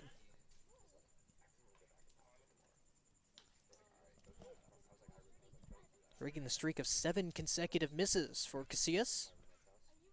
The 2-1. Breaking ball perfectly placed yet again. That's his pitch so far in this AB. 2 balls, 2 strikes to Marlowe. See if he triples up on it right here. See if Marlowe's going to take a pass at it. 2-2. Triples up on it, does just that. Marlowe's able to foul it off to see another pitch and stay alive. That foul ball caught a piece of Alonso Who else? Zuniga. Has not been his shaking his head. This is a never-ending inning for Alonso Zuniga right now. Do you want to tell him there's nobody out, or should I do it? The 2-2 to Marlowe. Bounced on over to third. Taveras will step on the back for 1. Toss across the diamond for 2. The run will score in Biagian. And Matt Marlowe will ground into a double play. But it does score a run. No RBI for him. He won't care, though, as the Saints are up 7-0 in the bottom of the 8th. Advancing to second is Peyton Holt. Interesting to see Taveras tag third instead of going home. I think if he goes home, they can still double up Matt Marlowe. Especially with the 6-0 game, you want to keep as many runs off the board as possible. Either way, Biagian will score as Jacob Sanchez, first pitch swinging, will send a breaking ball to third baseline foul. And it really looks like these Saints hitters can basically look for one pitch from Casillas. That breaking ball, the slider. Yeah, for sure. That's been the only one he can consistently find the zone with. Saints now up 7-0, scoring 3 runs in the 7th and 8th inning combined. Sanchez early on this one, flips it into left center field. Racing on in as Diaz will make the catch on the run to end the frame. But the Arroyo Seco Saints beat up the catcher Alonso Zuniga, get out of the frame with a couple more runs scored. It's time for the top of the 9th inning. Saints 3 outs away from notching their 2nd consecutive win.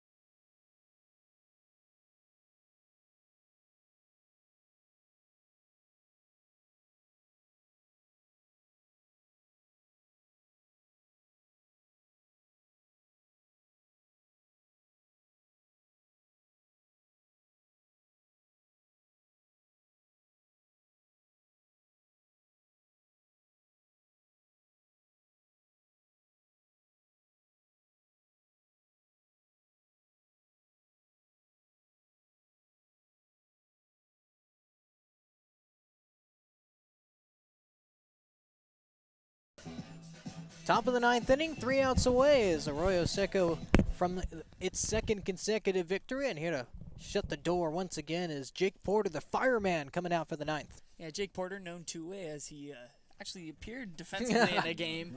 But this is a revenge appearance for him. Got tagged with the loss in his last appearance against the Riptide as the Saints blew that lead. But he's been nothing but consistent in his last 5 appearances, only giving up 1 earned run. So Vincent Temisvary, Jalen Williams, and Julian Boyd, 6, 7, 8 due up for the Barons. And Steven, you mentioned that rough outing against the Orange County Riptide coming into the top of the ninth inning. The Saints are up 9-7, and the Riptide proceeded to score 3 runs to take a 10-9 lead, and the Saints went down 1-2-3 in the bottom of the ninth to close their Daniel Naughton. One of the tougher losses the Saints have had this season, but even tougher for Jake Porter. Pitched really well, gave up 3 runs, but only 1 of them was earned. Quickly falls behind 3 balls, no strikes to Vincent Temisvary. Yeah, it's got a little bigger cushion here with that 7-run lead, but you do not want to allow free base pass, especially in the 9th inning and when you're up this big. Right fielder Temisvary 0 for 3 today with 3 strikeouts. So Porter's able to battle back. We could see a golden sombrero today. 2 swing and misses, fills up the count. In my lifetime, watching baseball, I have seen 1 platinum sombrero, the 5 strikeouts. Was it you? No, okay. It was actually on TV. It was an Angel Giants game. I forgot the Giant hitter. Oh, there it is. After falling behind 3-0, Vincent Temisvary will strike out looking, put the golden sombrero on him. 0 for 4 with 4 Ks. A couple of them looking, a couple of them swinging. Yeah, but the one platinum sombrero was actually Michael Talkman of the Giants last year. He struck out 5 times and proceeded. It was an extra inning game against the Angels. Proceeded to hit a 3-run home run later in the game. So, So he was wearing it for a while, then he took it off. Yeah, Angels moment right there, getting that loss. Jalen Williams, the 7-hitter. Strikeout victim once today against Jacob Henderson. The book is now closed on him. Henderson, over 75 pitches, 4 innings pitched, 3 hits, 3 walks, but more importantly, 7 strikeouts. As that one's mashed into right center field. Max Blessinger on the run will make the catch. Really is a vacuum out there for out number 2. Especially with the dimensions of Jackie Robinson, the shallower center field and towards the gaps. Max Blessinger plays perfectly in that. He just covers everything. It is very hard to get a ball that is not within his reach. So water covers 72% of the earth, partner. Max Blessinger covers the rest. Yeah, they get those shirts ready. 2 gone. Barons down to their final out, and it's Julian Boyd, double today. The only extra base hit for the Barons, who currently have 7 hits and a couple errors for the Saints. 7 runs, 10 hits, and 1 error. Outscoring opponents 18-0 in the past 17 2/3 innings. Boyd fouls it back 1-1, and Porter's able to get it out here. Back-to-back shutouts for the Arroyo Seco pitching staff. One of the first times we saw it yesterday. The whole team put it together. Now they're really doing it here, back-to-back games. It's exactly what you want to see. Team getting hot at the right time. 1-1. Misses in the outside corner. Sanchez had that one hit the tip of his glove and head back to the backstop. 2 balls and 1 strike.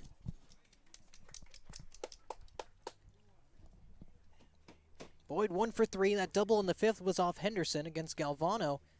Bounced out to the shortstop. Flew out to the left fielder Walker against Henderson again in the 7th. 3 balls and 1 strike to Julian Boyd with Giovanni Saldana waiting on deck.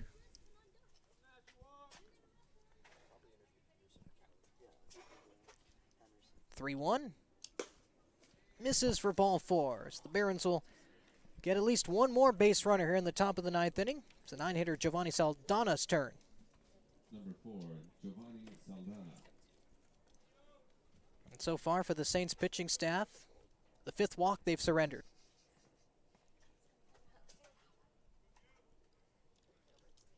It's been a masterful pitching outing from Gavino Rosales. Started things out twirling 4 scoreless. Jacob Henderson followed up with 4 more scoreless innings, including getting out of a bases-loaded 1-out jam in the 8th inning. That kept the Saints scoreless streak alive as the breaking ball misses up for Porter. 1 ball and no strikes.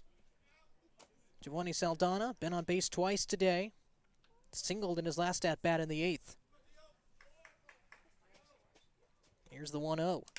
Bounced her right to Jake Porter. He'll take it himself. And just like that, the Arroyo Seco Saints have won its second consecutive game, back-to-back shutouts, a dominating and convincing 7-0 win over the Academy Barons. Yeah, once again, another complete game. Pitching, hitting, defense, base running. It was all on display for a second consecutive night. And this is two big wins for the Saints.